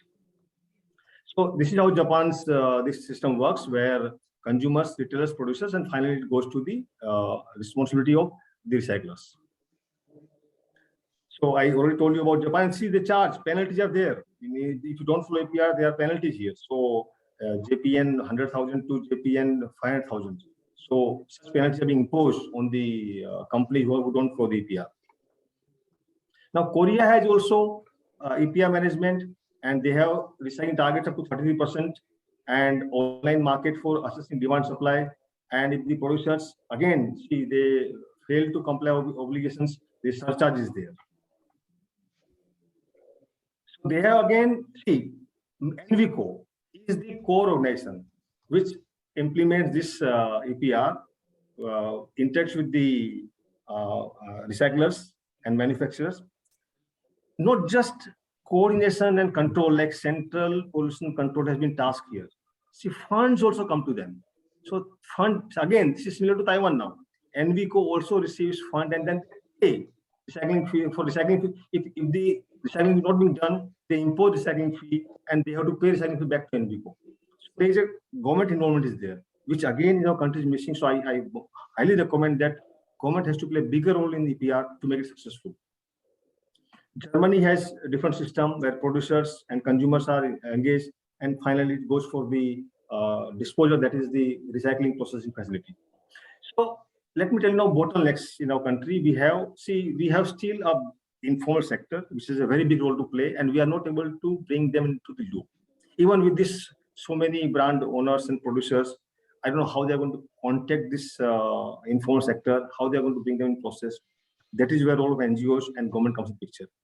So we have to formalize the informal sector, as almost 90% of waste goes to this kind of people. Then, of course, education awareness has to continue, and our ULBs have to be strengthened for EPR management.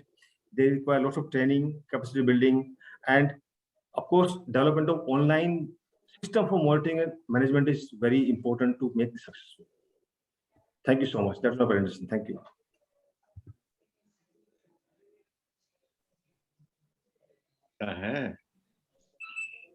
भूल गए slide, right? Thank you so much, Bhardwaj ji. You have given, I would say that in a way, some very interesting examples from Taiwan, Japan, and Korea, as well as Germany, regarding the EPR management. I would say that actually these are some of those examples we really need to study, basically, and then perhaps I think, try to, I would say, modify our own approach. I'm sure that our being in the lead may perhaps have to really study some of these models and see how we can really apply. Okay.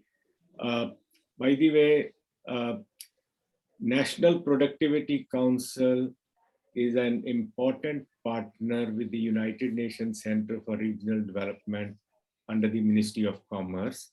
And they have been involved with the UNCRD for the last several years. And I am sure that as ARC moves on, in preparation of the paper, perhaps I think we can certainly try that, we try to benefit from Dr. Bhardwaj's own association, with this, and we try to benefit from that. Our next speaker, of course, is Mr. Dheeraj Kumar, the Deputy Municipal Commissioner, Karnal. Unfortunately, he has, for the time being, moved on for a meeting with his minister, but I think he will come back. So what we'll do is we'll pass on at this moment, and perhaps I think I will like to invite Mr. Ashish Shah, Managing Director and CEO of the Deluxe Recycling Private Limited. Well, we are going to learn about the recycling process and the products that are being manufactured, by, I would say that the Deluxe Recycling Private Limited, which is fairly old brand. They started in 1999. Actually, for the last 23 years, they are working in this direction. And perhaps I think, we like to benefit from his experience, and lot that I would say that we can certainly do. One of the questions to start with is, do we need more plants in this big country? We are 135 crores. We have 500, I would say that class 1 cities in India. Are these 4 plants in the country sufficient, or do we need some kind of more replication for that? So I like to invite Mr. Ashish Shah for his presentation. Thank you so much for joining personally. He was actually traveling at this moment, but he agreed that, he will defer his program. Yes. Thank you so much, Mr. Singh. I hope my screen is visible. Yes, very much so. Okay. So the Deluxe Recycling India Private Limited is a company started in year 1999 with an initial capacity of 1,380 metric tons per annum, which today is at 16,000 metric tons. We are based in Palghar, Maharashtra. We are specialized in recycling of multi-layer packaging waste, like Tetra Pak, both pre and post-consumer waste, and mixed plastic. These are some of the images of post-consumer Tetra Pak cartons that we recycled. This is a mixed plastic. This used beverage cartons are converted into composite sheets using compression molding technology, where the waste one received is, goes through a size reduction process, and then it goes to a couple of other processes in compression molding, and it's converted into a composite sheet like this. These sheets are a superior alternative to plywood and wood-based panels. They have 30% higher density, and since the density is higher than plywood, it has a better strength and a longer life. It has better water and moisture resistance. It is 100% termite-free, borer-free, and fungus-free. It is resistant to mild chemicals and has no disadvantages of wood or wood-based product, thus and superior alternatives. At Deluxe, we are mainly into production of 3 main articles. One is board, which are flat panels. We make door panels, and we make pallets out of this waste. These are some of the applications where the eco-link board have been used for door application, hospital furnitures, home furnitures, industrial pallet, packaging application in industry, and temporary shelters and cabin. These are some gift articles: exam pad, pen, school desk. There are some few more products.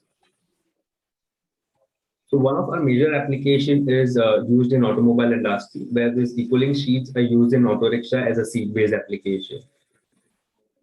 Here you can see this.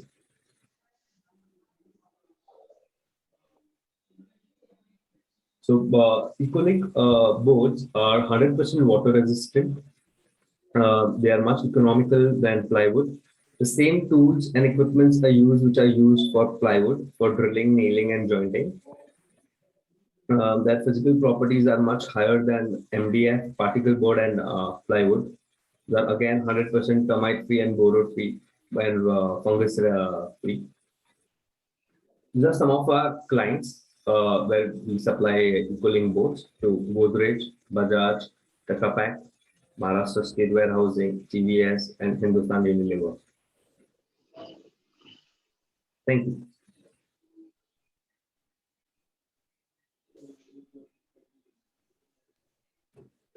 Mr. Singh?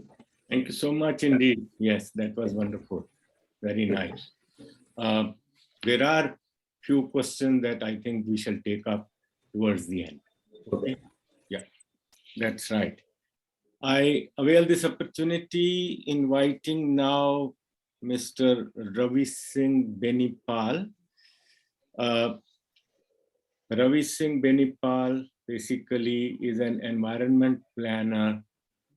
I would like to give a little brief background that last year, Honorable Prime Minister has launched a very special mission, what is called Waste to Wealth Mission.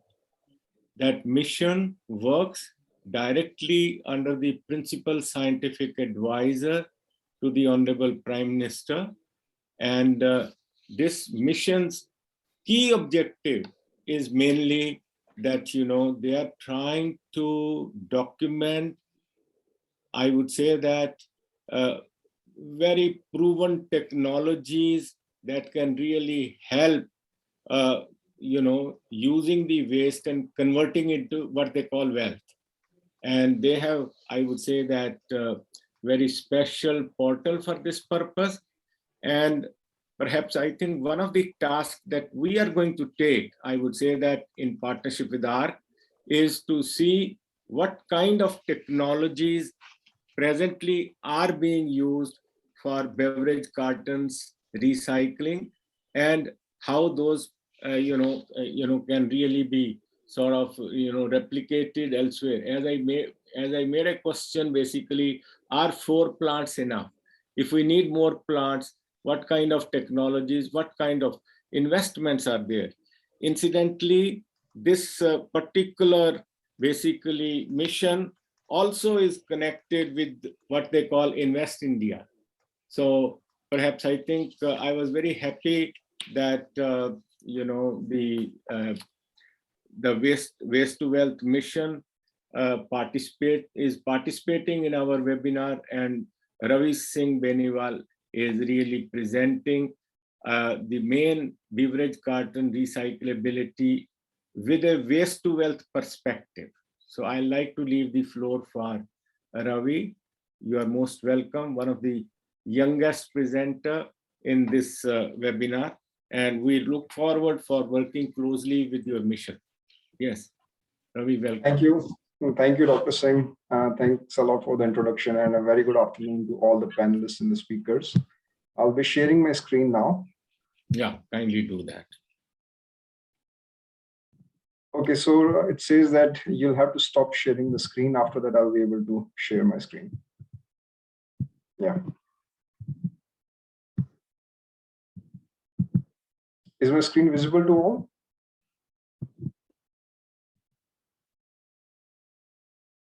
Hello?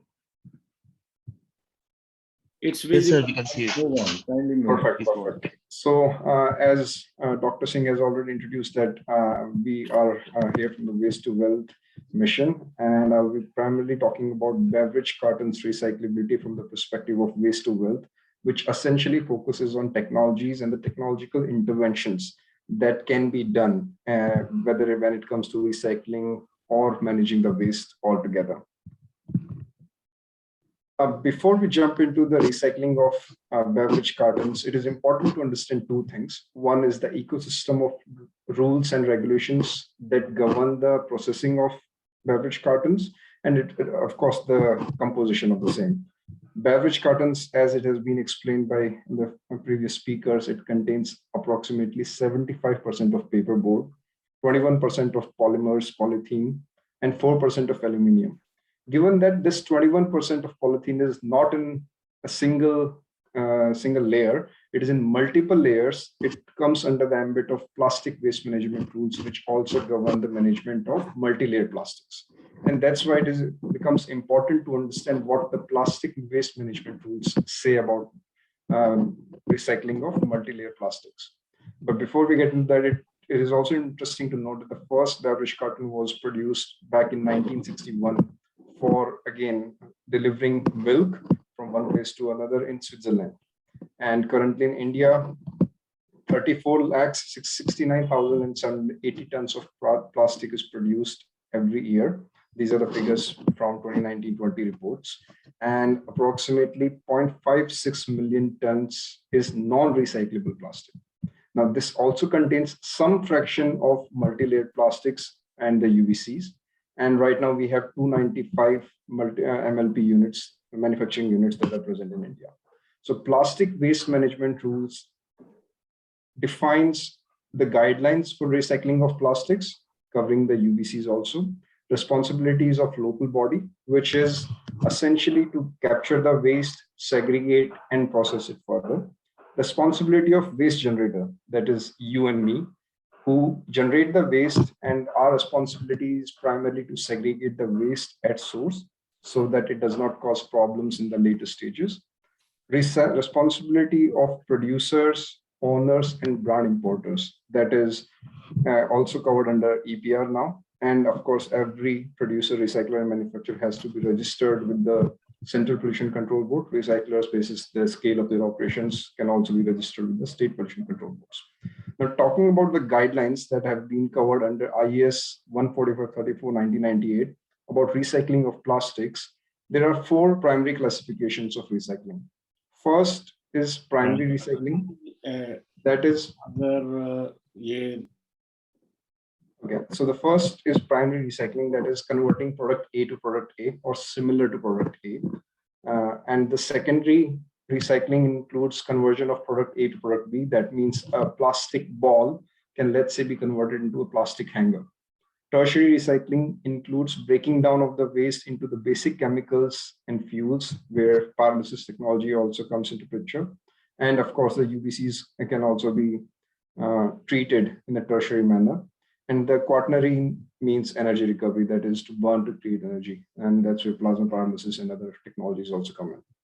The steps involved in the overall recycling chain, first is the collection. And then once the waste is collected from the doorsteps or other means, it's selected and segregated into different kinds of waste, which also means that the plastic waste is separated, and out of which UVCs can be extracted. And then finally, the processing part. From technological perspective, I'll be focusing on 2 parts, which is the segregation and then the final processing of UVCs.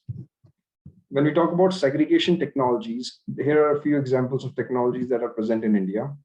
Zapper by E3 Solutions can actually process and segregate mixed waste that is received from the households to recyclable, compostable, and combustible waste. And also incorporates accelerated aerobic drying for the wet waste, which can then be later on converted to compost. And it does not require any additional land. So that means it can be decentralized. It can be serving as a decentralized solution, can be deployed with the dhalaos that are already existing in India, and has a capacity to treat almost 50 tons per day of waste, which essentially is more than sufficient for individual wards. Second is TrashBot technology by Trashcon Labs Private Limited, which also segregates the mixed municipal waste into wet, dry, and inert, which can then later on, as we already know, that dry waste can be then further segregated into different kind of waste, including plastic and UVCs.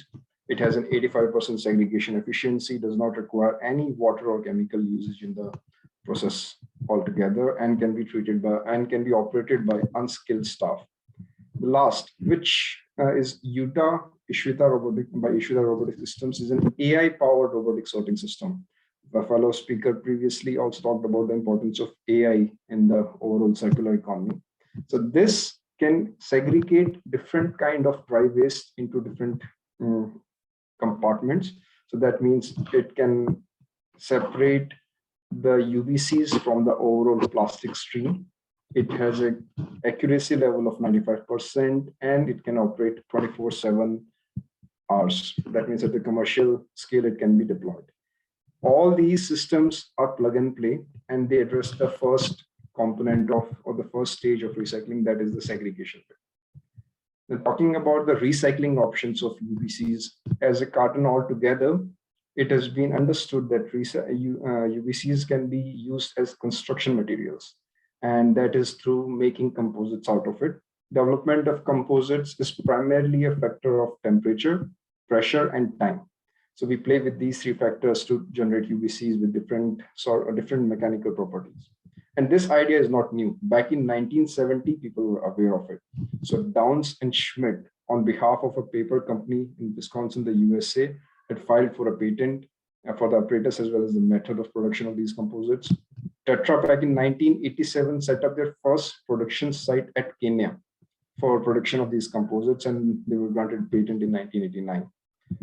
Tetra Pak again set up a company, EVD, which made these composites. Tech 10 got very famous, highly performing composite, and so much so that it was used in Sony speakers because of its excellent acoustic performance.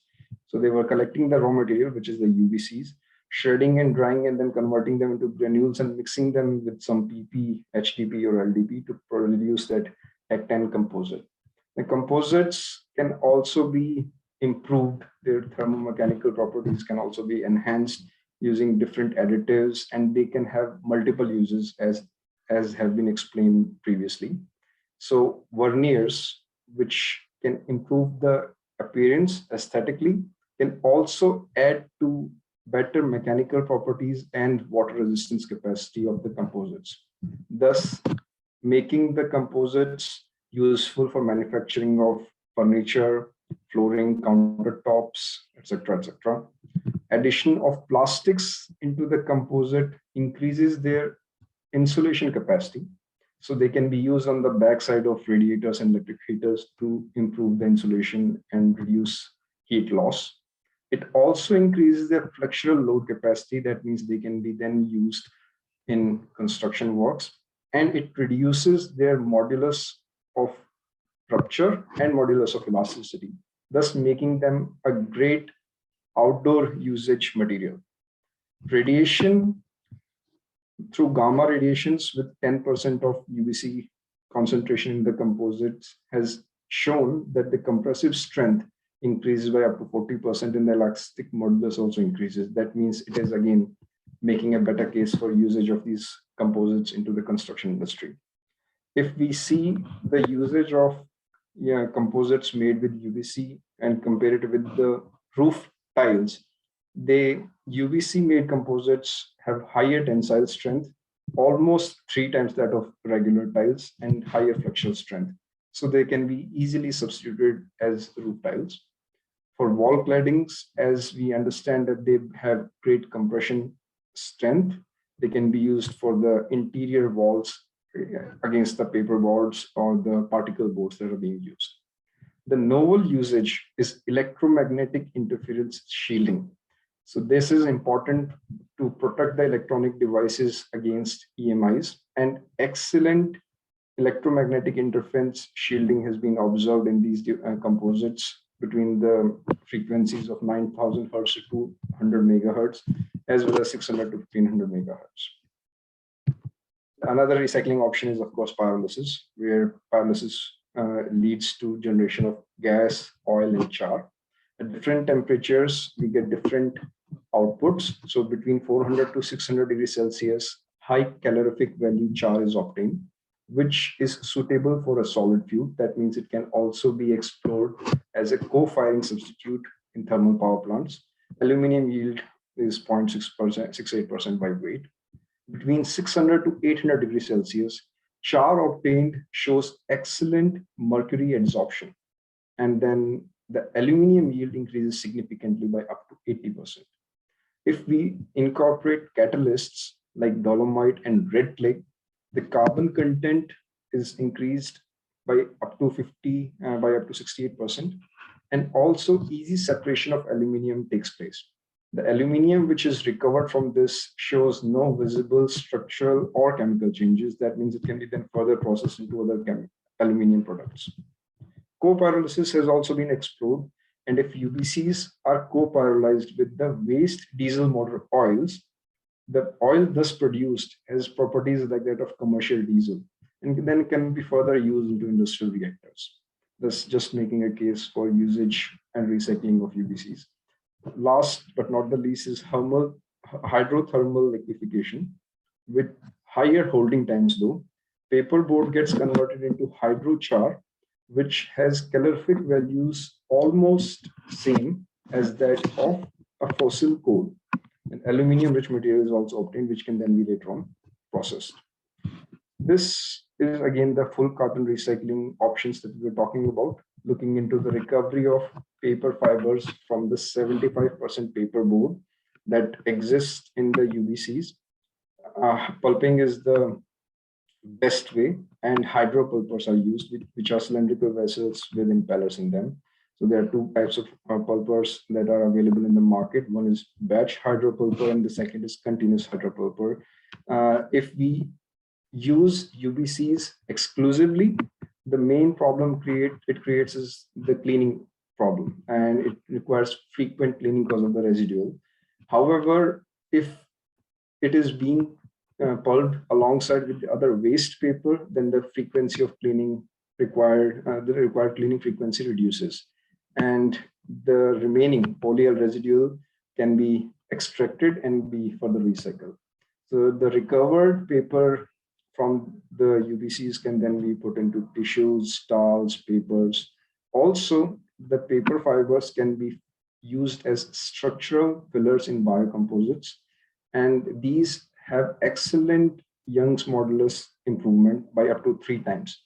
That means the capacity of any material to bear stress, and this increases by up to 3 times, thus making a case for usage of paper fibers into biocomposites.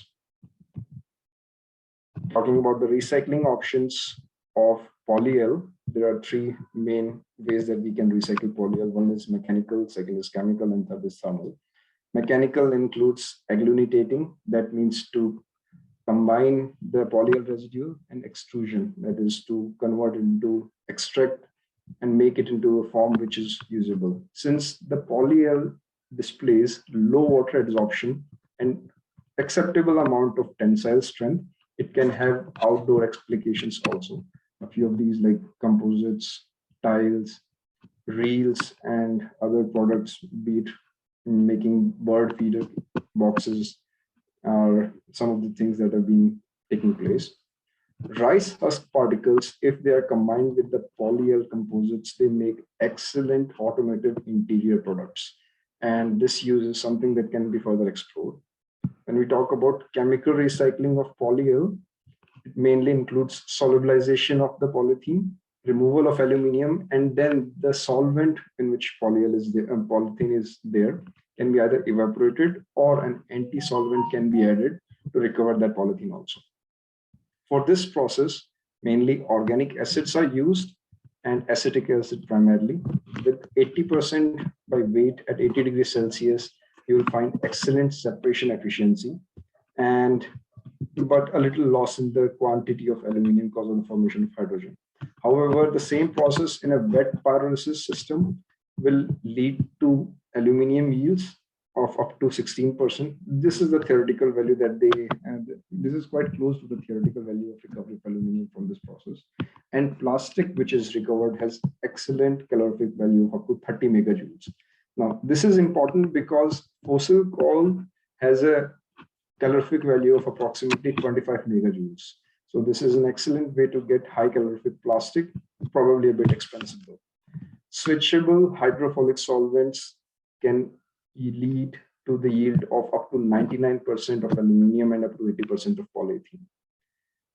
thermal processes that also includes plasma pyrolysis, which is also suggested as one of the ways of recycling of non-recyclable plastics, where as per CPCB is also accepted, can be used, where temperatures up to 9,700 degrees Celsius are achieved. In a fraction of a second, the waste is pyrolyzed and syngas is produced. Some of the best examples of pyrolysis are, I have just mentioned two of these. One was Stora Enso at Barcelona, Spain, which was a paper manufacturing unit, and they won Best of the Best Life Environment Project Award. So what they did was they installed the pyrolysis unit next to the paper unit. And after getting out the pulper, after getting out all the paper board, the polyol was dried, pyrolyzed, and after pyrolysis, the plastic was again, since it was in a steam form, was again fed back into the system for production of paper. And the aluminium was recovered and new aluminium products were made. However, in 2016, the paper mill and the allied accessory units were sold to some other partner, and then the unit got closed in 2016. Another example is by Envil UK in 2005. They came up with microwave-induced pyrolysis of aluminium and polythene. At around 500 to 600 degrees Celsius, aluminium is separated and the plastic is converted to gas, which can then be recovered. So approximately 75% of the plastic is then condensed and recovered. The remaining 25% is fed into the electricity generator, which is controlling the entire process of heating through the microwave. So these are a few of the technologies that are available. Finally, talking about the Waste to Wealth mission, as Dr. Singh already mentioned, it is one of the 9 scientific missions of Prime Minister's Science, Technology, Innovation Advisory Council, and the project management unit is hosted at Invest India. The mission provides science and technology inputs. We identify, test, and validate the technologies that can recover value out of waste and are critical to solve problems of India in the land, air, and water domain. We have recently developed the Waste to Wealth portal. It was launched on 2nd of October by the Honorable Principal Scientific Advisor, and it aims to maintain a repository of best national and international waste management technologies. So that's all from my end, and thank you so much. Thank you for the excellent presentation and very educative in terms of technologies that are really available. I'm very sure that, I would say that not only the viewers will be sort of making use of these, but also perhaps ARC can sort of, based on, some of these presentations can prepare and share it with various stakeholders who are concerned, including, I would say that the 4 recyclers, so that, they also can really benefit from the available technologies. There are different kinds of technologies which are used for different purposes. You mentioned about pyrolysis and also co-pyrolysis. We have used those technologies very particularly also for what we call septic management in this country, producing biochar, and then perhaps I think utilizing biochar for, I would say that, soil reconditioning that we do for that matter. Yeah. So therefore, actually, different technologies have several different applications, but in the context of, I would say that these UBCs, basically, they are also adding to the value, basically. And thank you so much for a very interesting, very fascinating, very educative presentation.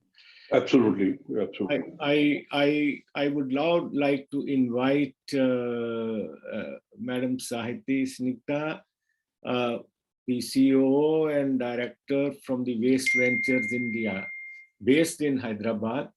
I think one of the most important stakeholders in this entire chain, because as a matter of fact, our organization is responsible for collection, working with the informal sector, those who really collect from door to door that kind of waste and then add, value by transporting it to appropriately to the recyclers.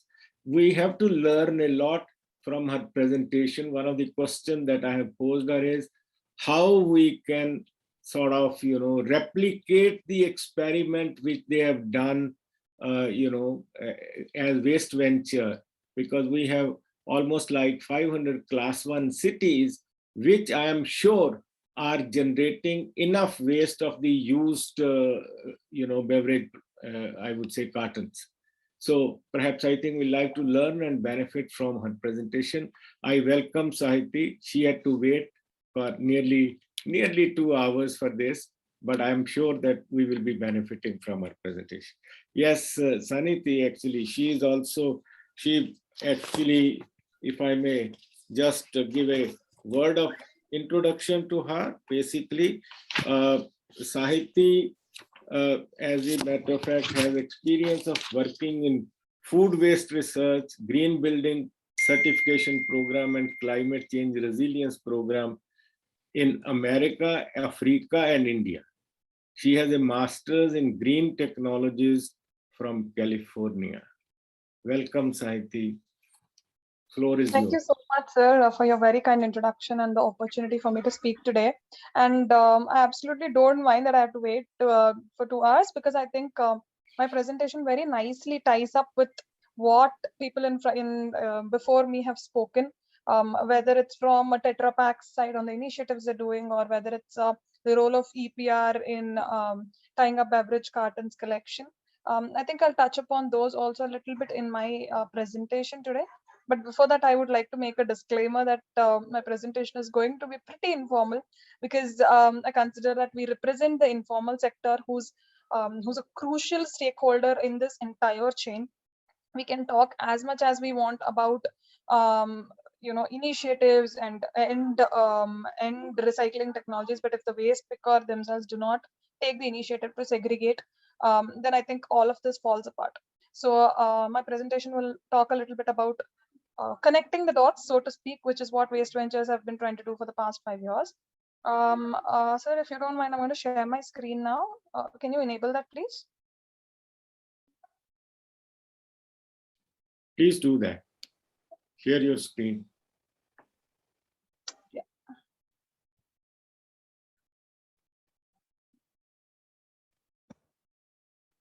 Yeah. Okay, I hope everyone can see my screen now. Yes, yes. Yeah, so we're going to talk about the role of Waste Ventures and social enterprises in particular, what role we play in kind of connecting the waste, because the informal sector to the more formal supply chain, and how we can aid in UBC recovery and recycling. So before that, I think I'd like to introduce Waste Ventures India a little bit, and also explain very briefly the solutions we provide, because it all ties back to the other forms of waste we do collect as well. We are based out of Hyderabad, which branches in Chennai and Delhi. What we do is, on the private part of the things, we partner with gated communities, schools, colleges, basically bulk waste generators, and provide them dry waste collection services and composting services. So when I say dry waste collection services, our vehicle goes there every week, and then we get them to source segregate, and we get them to again segregate within their dry waste as well, and then pay them to collect the dry waste, right? This is also a crucial part of what we do, because enabling source segregation in this manner allows us to reduce the contamination of dry waste with food waste, right? On the other part of the spectrum, we work with waste pickers to collect Tetra Pak and other low value plastics by providing them an additional incentive to do so. And then we connect with brands who have EPR requirements to fund all of this, right? So briefly, that's what we do.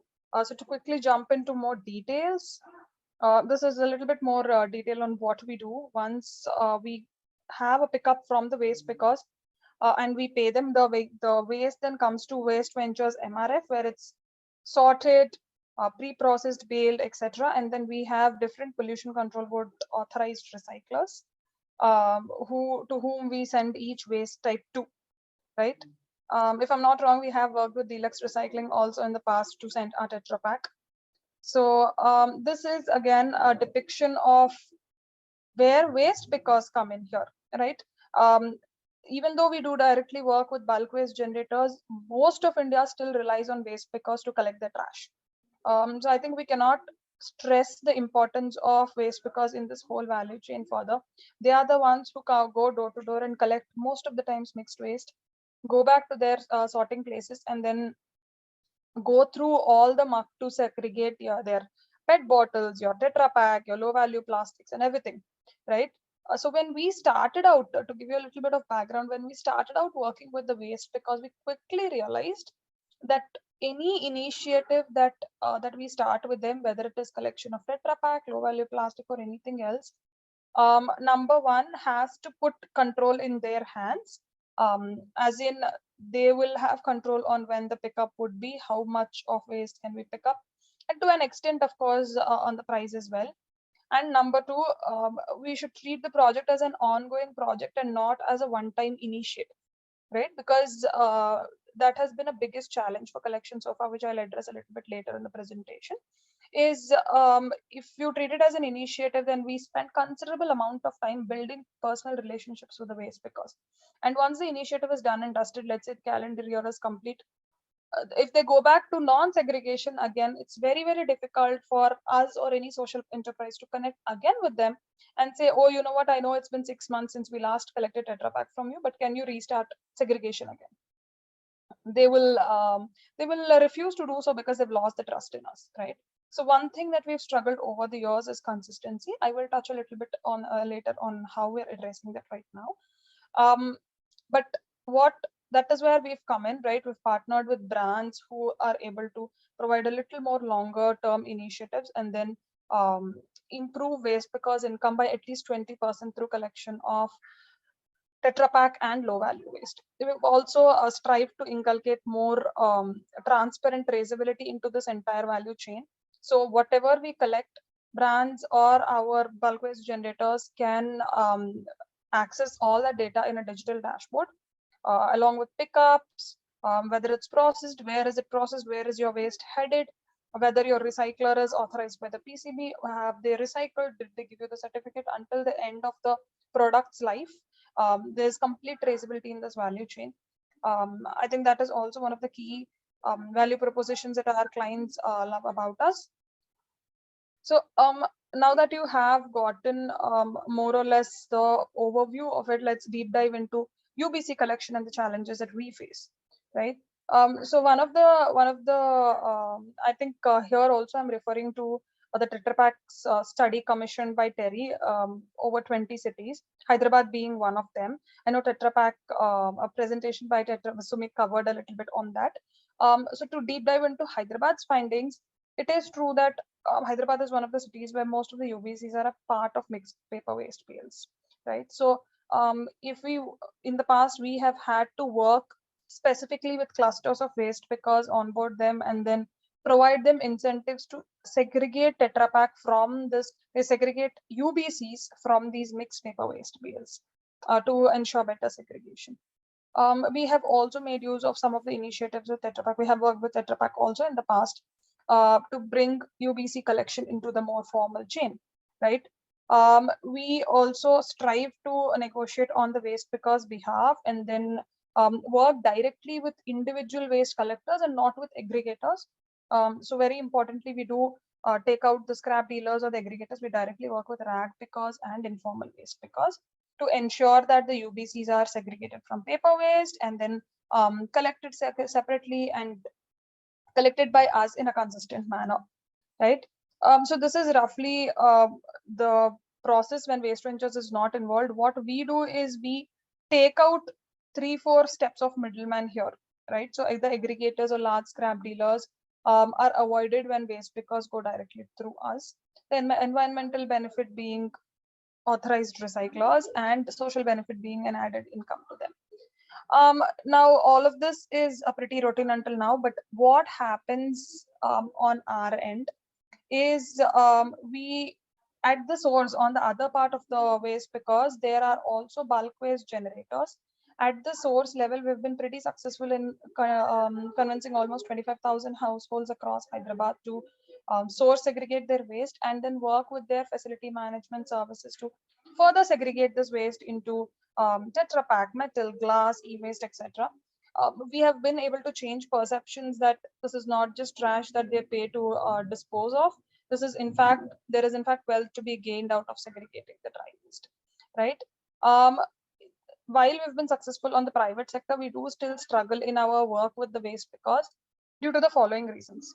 Number one, while brands like Tetra Pak and others are very active in their initiatives, I think from the perspective of social enterprises like us, what we have struggled with is the lack of continuity, right? So let's say I've done a project in 2016 and 17, whereas 18 I was not able to partner with brand.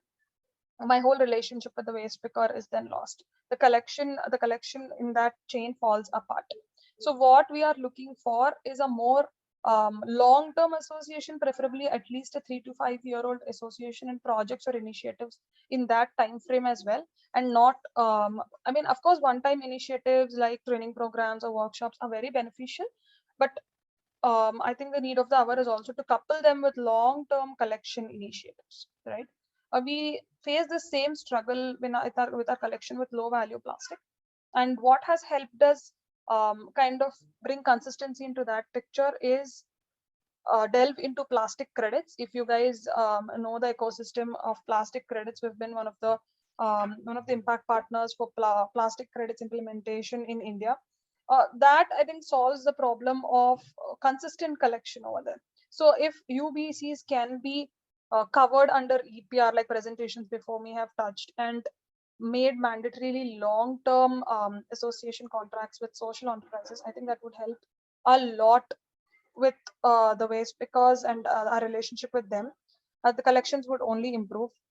I think one more challenge that we face in the UBC collection with the waste pickers specific to Telangana is that alcohol comes in glass bottles here, right? So the production of so the availability of UBCs in the waste stream itself is a little bit low.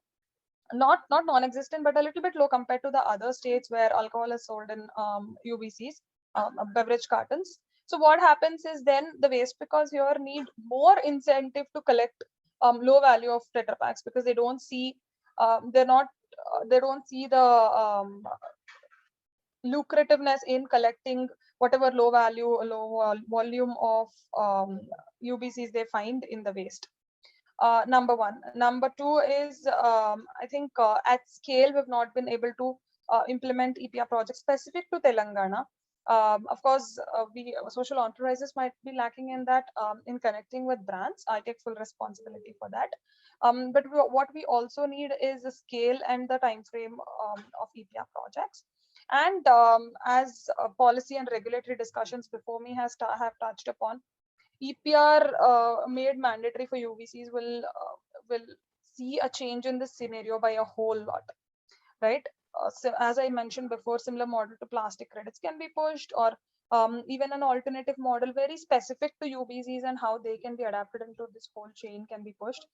But these are the challenges that we have been facing on the regulation front and on the EPR front as well. One more reason I mentioned the private sector is because the private sector collection is intrinsically linked to the waste picker networks we partner with. Due to lack of effective implementation of source segregation on the communities, waste pickers are also facing the brunt of the issue, right? I do know that the solid waste management rules require that all waste must be segregated at the source, but speaking from the ground level, we see very low implementation of that. If there is implementation, it's not consistent and long term. It's like maybe one-time inspection or something. So what that means is that it's not attractive for the waste picker to wade through dry waste mixed with food waste. Dry waste might be contaminated, paper recyclability is compromised, so they get low value in segregating that, right? So how it is tied is if source segregation is absolutely mandated and implemented in a rigorous manner, then we can more easily incentivize the waste pickers and say, hey, you know what, your food waste is anyway separate and going to composting. Here's a pile of mixed dry waste. Instead of just segregating all your high value plastics and throwing out the rest in the landfill or burning, why don't you then give us a segregated Tetra Pak for let's say 5 or 6 rupees per kg? right? So that would be much easier to do. I know I'm bringing in other aspects into the discussion, but from someone who's working at the ground level, we do see that these factors affect each other in a big way, and more often than not act as a major obstacles in what we are trying to achieve, right? So as Dr. Kulwanji has given the feedback, what we have observed in working in Hyderabad, Chennai, and Delhi, and why one size fits all approach doesn't work for this is because India is so diverse, right? So when people say that, I think we understand it in a theoretical sense, but when you work on the ground, you get hit by how different they are, right? Even the waste pickers and how they are integrated to the ULBs and how they're integrated to the door-to-door level is very different in Hyderabad versus Chennai versus Delhi, right?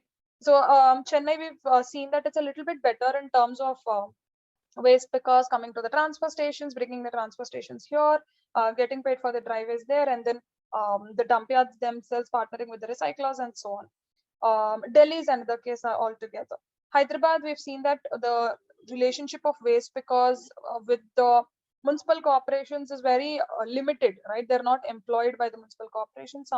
In some cases, they have received subsidized vehicles from the corporations, but they still do a lot of work that typically, according to solid waste management rules, the responsibility falls on the ULB, but there's still waste because that's taking the brunt of the work, right?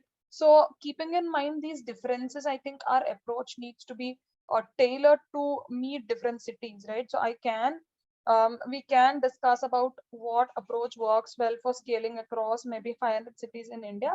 But when it comes to implementation, we must take these regional factors into consideration. Otherwise, I think whatever initiative we start will lack in being 100% successful, right? So when we talk about model for scaling up, one thing that we talk a lot about is integrating waste because at the source segregation and collection level, but not in terms of formalizing their work or bringing them to a more rigid work structure, but I think meeting them where they are, right? Not asking them to meeting us here. For example, we have set up in partnership with ULBs, we have set up 2 zero waste centers in Hyderabad, right? Here we partner with, let's say in a ULB's area, let's say there are 10 bulk waste generators who are partnered with waste pickers to get their waste collected now. Here we don't replace the waste pickers, we work with them.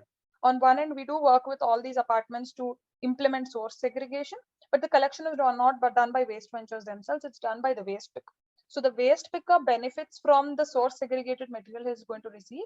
We will further segregate it and then come to waste ventures site, zero waste center, to sell whatever dry waste they have. So we've been very successful in minimizing contamination of dry waste and getting the waste pickers to sell all kinds of waste, including Tetra Pak and low value plastics, right?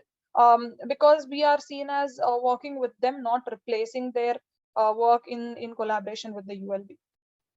Number one, I think that model would work very well with other cities as well. I know not all cities have the luxury of having apartment complexes, but where possible, instead of replacing waste pickers with private enterprises like us, if we can work a model where we're partnering with the waste pickers and leveraging their strength in segregation with our logistical models, I think we will be far more successful. The next is, as I said, again, I can't stress this enough, long-term consistent recovery targets in partnership with brands. As I said, 3 to 5 year agreements will go a long way in boosting collection and recycling numbers. Number 3, what we've been observing is integrating digital technology for tracking and traceability.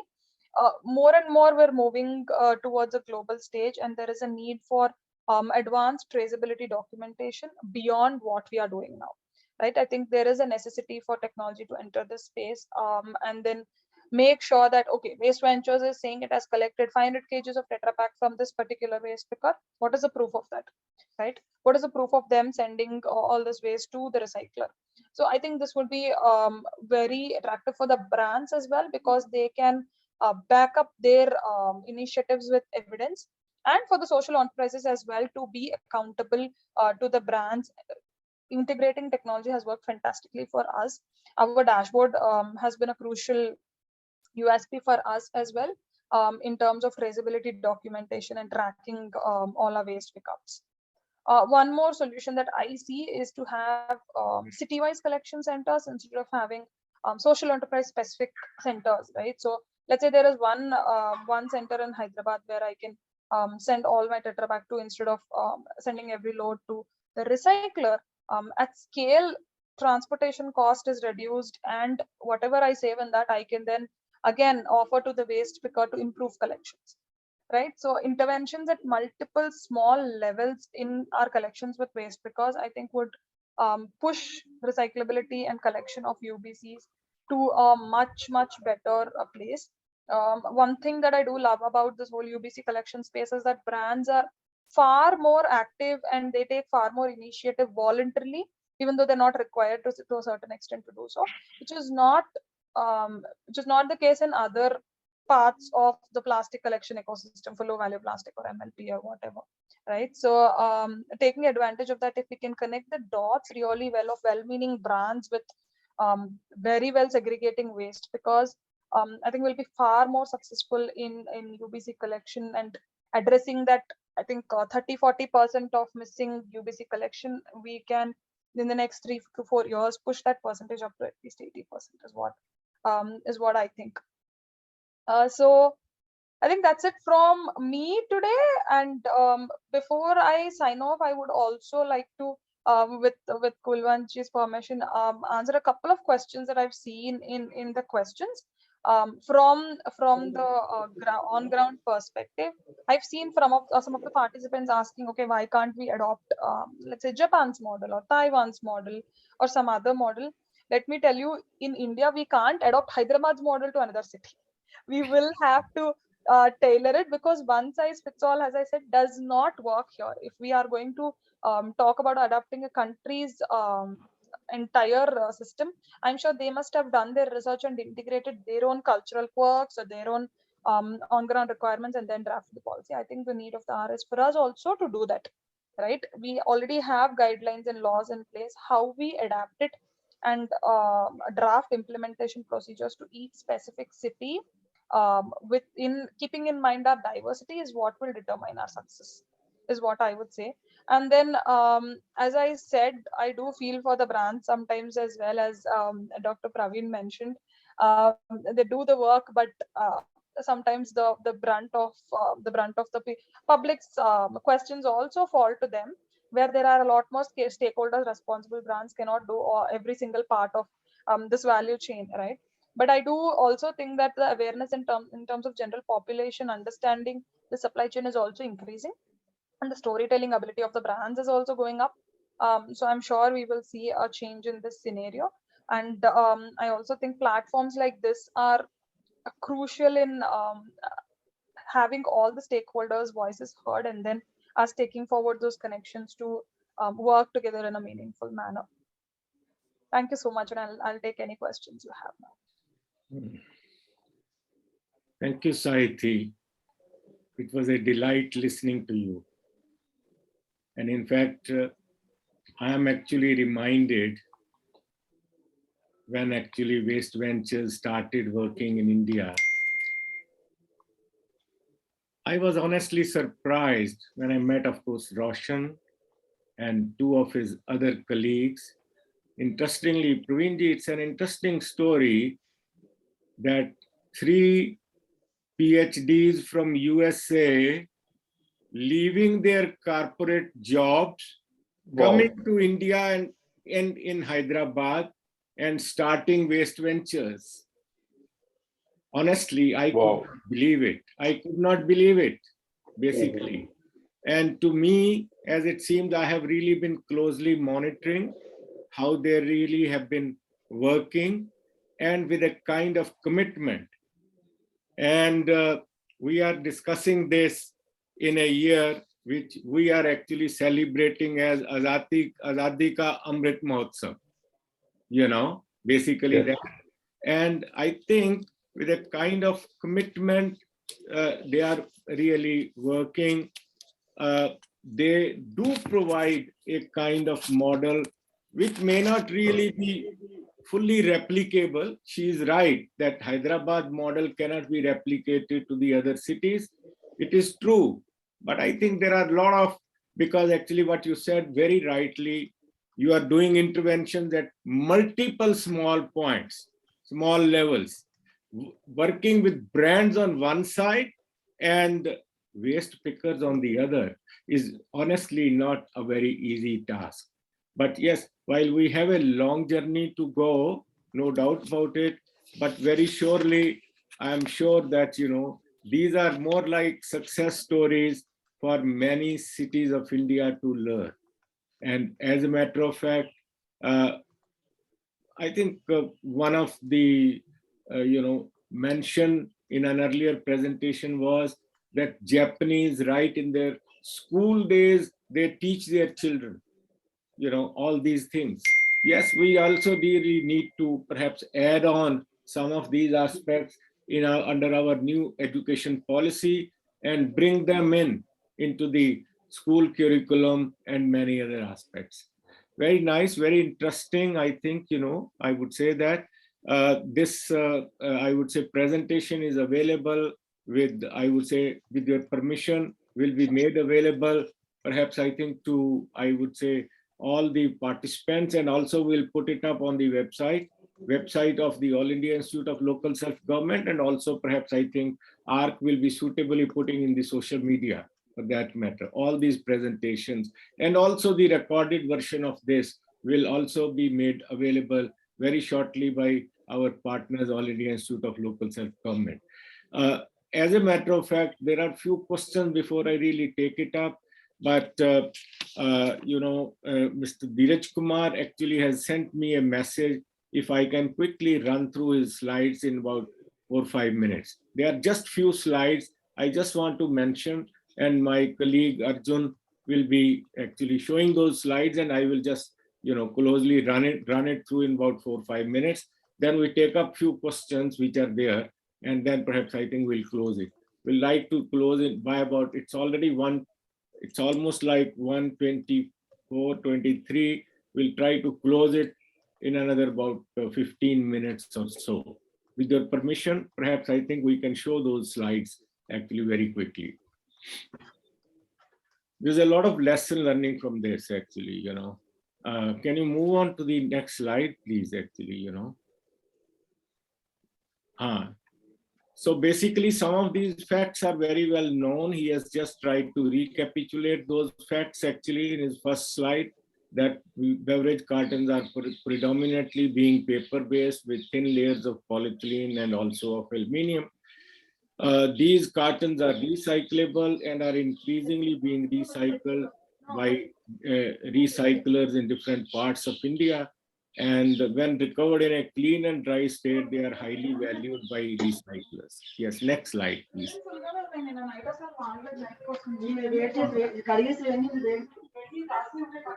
Kindly mute others, please.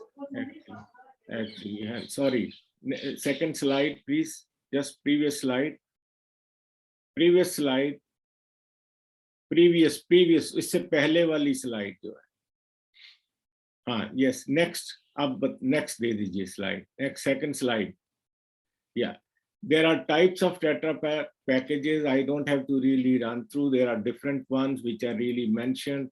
Rectangular or Tetra aseptic package, brick aseptic packages, or Tetra classic aseptic packages, Tetra fino aseptic, and others like that. So I don't have to really go through. You are seeing the photographs also. Some of these are used for milk products. Some of these are being used for, I would say beverages, other kind of beverages like, I would say juices, etc., etc. Next one, please.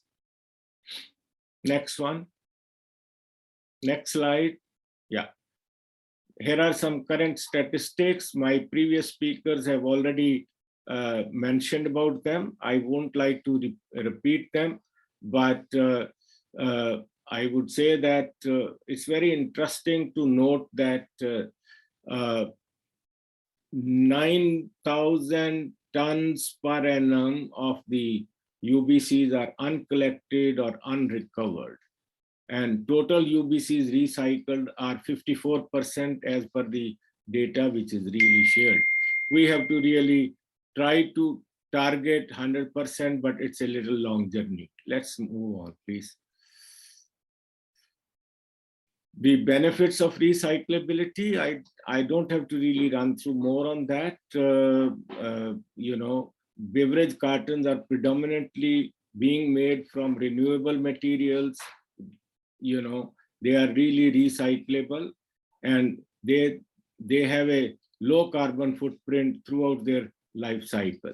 So it's very important to note all these facts, basically the benefits of the recyclability. Next one, please. For a ULB, according to Mr. Dheeraj Kumar, what is most important is segregation at source. Segregation at source, separate litter bins for UBC, especially at shops, canteens, and commercial areas. This is, I think, a good recommendation, particularly, you know, that but it has to be really implemented.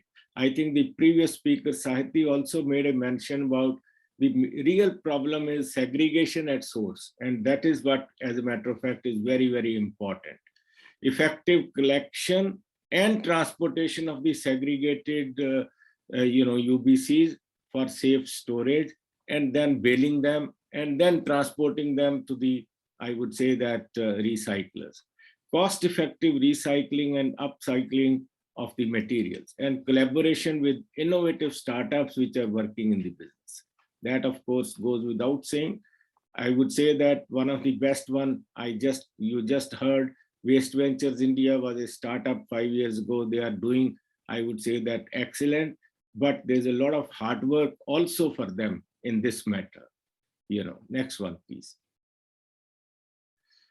So this is the management chain. The management chain can be different, but as a matter of fact, you know, these generators, they use power, cardboard, plastic, metal, glass, and then there is a door-to-door waste collection.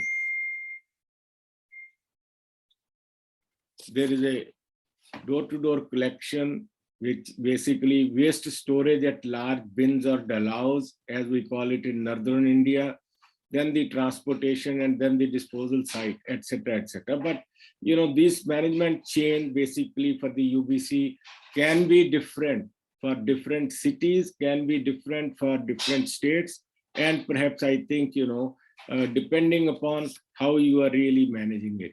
But surely it's very, very important that you need to have a kind of door-to-door collection of this while you are collecting the dry waste, whether it is newspaper, cardboard, plastic, metal, or glass, but you have to really address the UBCs separately. Yes, next one.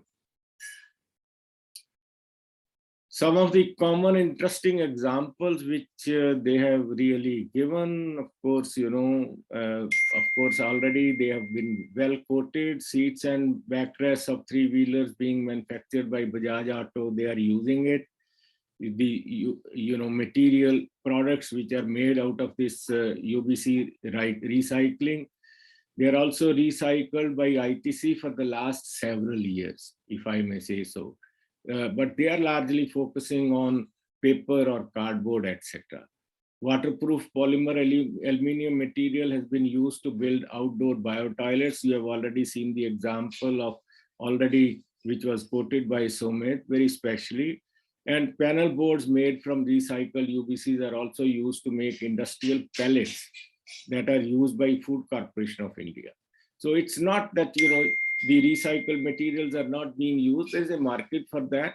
But I think, you know, we really need to increase its coverage and have a kind of expansion. Next one, please. So benefits, I don't have to really, you know, repeat. We increase the recycling. By so doing, already I would say that this cuts environmental impacts by diverting waste from landfill. It decreases the likelihood that improper disposal of Tetra Pak cartons will add to air pollution, and discarded Tetra Paks can be used to make functional recycled products. such as tissues or towels or stationery products, etc. Next one, please. And reducing environmental impacts can be guided by the life cycle. I would say that, Dr. Anupam Khajuria in her presentation has wonderfully explained this aspect. I'll not go beyond that. Next one, please. Yes, that's all. Thank you so much. Actually, there are few questions. If you're, with your permission, I'd like to quickly take them up. Mr. Tushar Patnaik has really raised few questions. Kindly unmute kindly mute others, please. Kindly mute others. Arjunji, kindly mute everybody else. Actually, let me just, I think, refer to some of the questions which are there. One of the questions somebody has asked is, where is the NREA and NREB situated? They are, basically they are the bodies to be really set up as yet, but that will be under the Ministry of Environment, Government of India, located in the CGO complex in the city of New Delhi. Mr. Tushar Patnaik asked this question about 3R approach. The first R being to reduction of plastic use. But till date, he says we are importing plastics from other countries for the huge demand of fiber in India.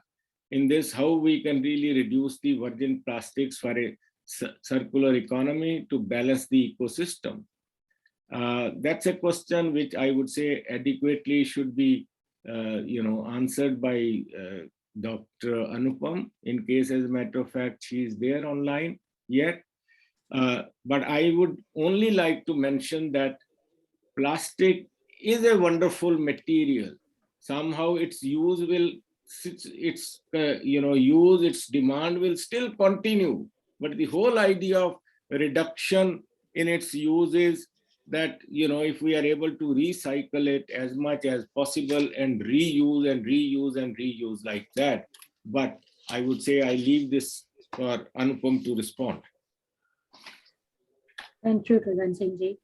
I think it's important we need first to reduce the use of plastic, because when we buy something in plastic product, we just put in the garbage and we are not putting in the recycling process. So, but the recycling, if we are talking about like circular economy, that is also, like I said in my presentation, the true circular economy is the most important part. So true circular economy means first we have to segregate the waste. First we have to understand which waste category goes in the which technology. Because when we talk about industrial symbiosis, like waste of one product, the waste, which can be used for the raw material for the another industry. So it not go in the waste area, but it goes for the industrial symbiosis. So I think like Bhardaji already mentioned about segregation is most important for even we talk about circular economy or recycling. But the first step is to understand how we can segregate the waste properly so that we cannot mix the waste and we can put the bio waste different and plastic waste different so that we can manage the proper recycling properly. Thank you. Thank you very much, Anupamji. Actually, there are, I would say that, as you know, that we also have with us 2 or 3 panelists, and there are few questions which I would like to pose to them. Dr. Praveen Agrawal, who's heading the this organization ARC as the CEO. Then we have their colleague, Mr. Mangesh Gupte, and also Mr. Rajat Kumar. All the 3 panelists, I especially requested them to join for some of the questions which are there. So I think, Praveenji, I will like to really pose this question, which I think, perhaps I think you can better answer it.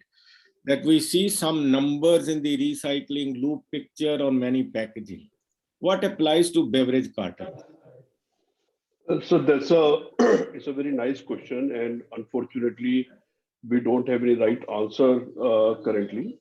And the current way the national EPR framework has been devised, that is further kind of complicated because it has decided on three categories: fixed, flexible, and rigid, etc. And within that, recyclable, non-recyclable. So finding a right category for multi-layer packaging like UBCs has become even more difficult. Having said that, as a misnomer, uh, code 7 is put by a lot of brands. Actually, code 7 is for uh, all other plastics. And when you say all other plastics, some of them may be easily recyclable, some of them may not be easily recyclable. And by putting 7, it is actually harming the industry more than it is helping, because in that case, any collection agency, segregation agency, or the processing agency doesn't really know what to do with a carton or a package which is being put code 7. Whereas in European Union, there is a category 84, which clearly defines composites like ourselves. And they mention that if a packaging is comprising of paper, aluminum, and plastic, which beverage cartons are, then there is a code 84. And there are several examples. Many countries have started to follow that. We are trying to work with the central government to ensure that cartons are called out as a separate category. And also, government actively looks at prescribing code 84 for the beverage category. Once this happens, this will also ensure that this entire uh, waste goes into a particular value chain, which will ensure the right collection and recycling also. Wonderful question, sir. Thank you. I think what you say is right. I think as an ARC, as a body, industrial body, can really make some submissions of this kind with the concerned ministry. And in this particular case, it is mainly, I would say, that the Ministry of Environment, under which NREA or NREB may be set up very shortly. So those are the kind of things that I think as a follow-up action, we may kindly consider it. Now, actually, a couple of questions were there which I think have been answered, but one question which I like to particularly pose is that as each state of India interprets plastic waste management and embedded EPR in its own way, how can brands negotiate and bring efficiency?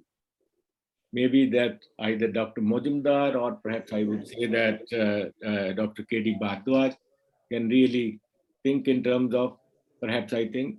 Sir, before Dr. Majumdar and Dr. Saab say something, it's an excellent question. As from the industry side, I would like to add my perspective. We have 16 members, and I know the pain of our brands running for 28 different states, 8 union territories, and now as per the latest SOPs, etc., we are supposed to interact with more than 5,000 ULBs.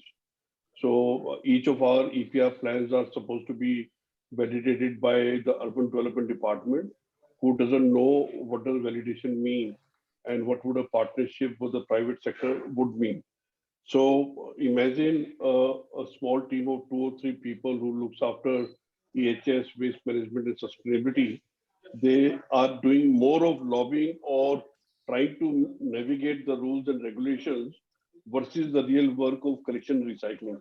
With this little pain point, excellent question. I'll request Dr. Majumdar and Dr. Saab to give their solution, please. Well, thank you, Dr. Singh. Well, I think, you see, there is no single mode, or there cannot be a single answer to this. As one of the presenters from Hyderabad, Ms. Snigdha had mentioned very correctly, that each place has its own particular system, has its own characteristic. So similarly, each state has its own system of working. So I think, see, I'd like to mention two things here. Number one, in each state, the industry body and other stakeholders, they have to come together and see how with the state government and also with the state prescribed authority, meaning the State Pollution Control Board, they have to work out a mode which best suits the state very well. If I give an example of the municipal solid waste management rules in India, now the first time we did it in the year 2000. Okay. Now we had decided while issuing the first set of rules that in 5 years, we will try to revise it and update it. So actually, since 2005, there were efforts to upgrade it and to incorporate other things and all. But as you all know, finally that happened in the year 2016.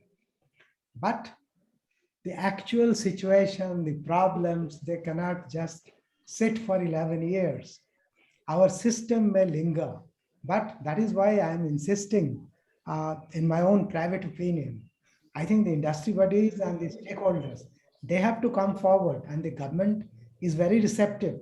They may not be the first mover, but I do feel that they're very receptive. So if the industry body and the other stakeholders make a move, definitely they will get a very good response from the government also.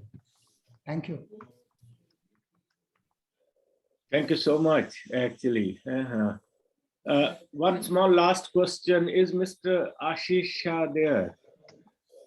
Because one of the questions which has been asked by the participants is that are there any significant safety challenges facing the UBC waste recycling industry, or any other kind of challenges about recycling? Well, I would like to mention one thing here before some other interventions. See, I have mentioned, I think twice or thrice during my presentation, that if we use the recycled material for food products, then we have to take it very seriously, and there has to be very strong, protocols to check that no toxic materials, even in minuscule amount, or micro amounts, seep into the food ingredients inside. But otherwise, if we kind of downcycle and make other things, as has been mentioned in several presentations, like different kinds of boards or energy or any other thing, then I don't think there is much of concern except the normal industrial safety protocol that is there in any industry. Thank you. Ashish ji, would you like to add on anything? Yeah, so since the material is post-consumer, okay, so what we do is we heat this material at around 200 degrees, okay. So whatever bacteria or contamination is there, it gets eliminated at that process, and it does not have any health hazard once the product is formed, once the e-cooling sheets are there. So it's completely safe, and there are no health hazard in this sheets. A small little related question is also, what kind of recycling machines are being used by, let us say, for the recycling of UBC? Are they available in India, or you are importing them? So we also provide turnkey solution where we manufacture the equipments and supply to different countries for the recycling. So all these machines are fabricated in our plant. And for manufacturing of composite sheet like e-cooling sheet, we use compression molding technology. And those who want to get into extraction of fiber or paper, they use hydropulper. Right. Would you like to help? I would say that by documenting the recycling technology that's being used, we would like to see that this technology is really reflected on this waste to wealth portal, perhaps I think it will be very valuable because we will like to ensure that, perhaps I think if there'll be another need, then perhaps there can be some more plants being set up. And there is Invest India, which may perhaps like to consider even facilitating some investment in this direction. Of course, we can do that. That'll be great. Documented. Yeah. Ravi, would you like to perhaps I think would you like to agree on this in a way that if we really submit the technology? Absolutely, sir. Absolutely, sir. Right. And before we really close, I would like to say, Dr. Win, would you like to actually have some final words on this? Actually, if you like to add on anything, like to perhaps I think way forward, you'd like to say anything? Thank you, Dr. Saab, and I must thank on behalf of Action Alliance for Recycling Beverage Cartons, all the panelists for great insights, a lot of international examples, a lot of international learnings, a lot of slides presented by Anupam. They were mind-blowing, giving a different perspective of green economy, circular economy, and how there are different facets. Dr. Majumdar's talk on scientific aspects of what is happening in many other countries. Similarly, almost all the speakers, they actually added a lot of value to us as an organization at ARC and broadly to India's still building up ecosystem for waste management in general and for our cartons.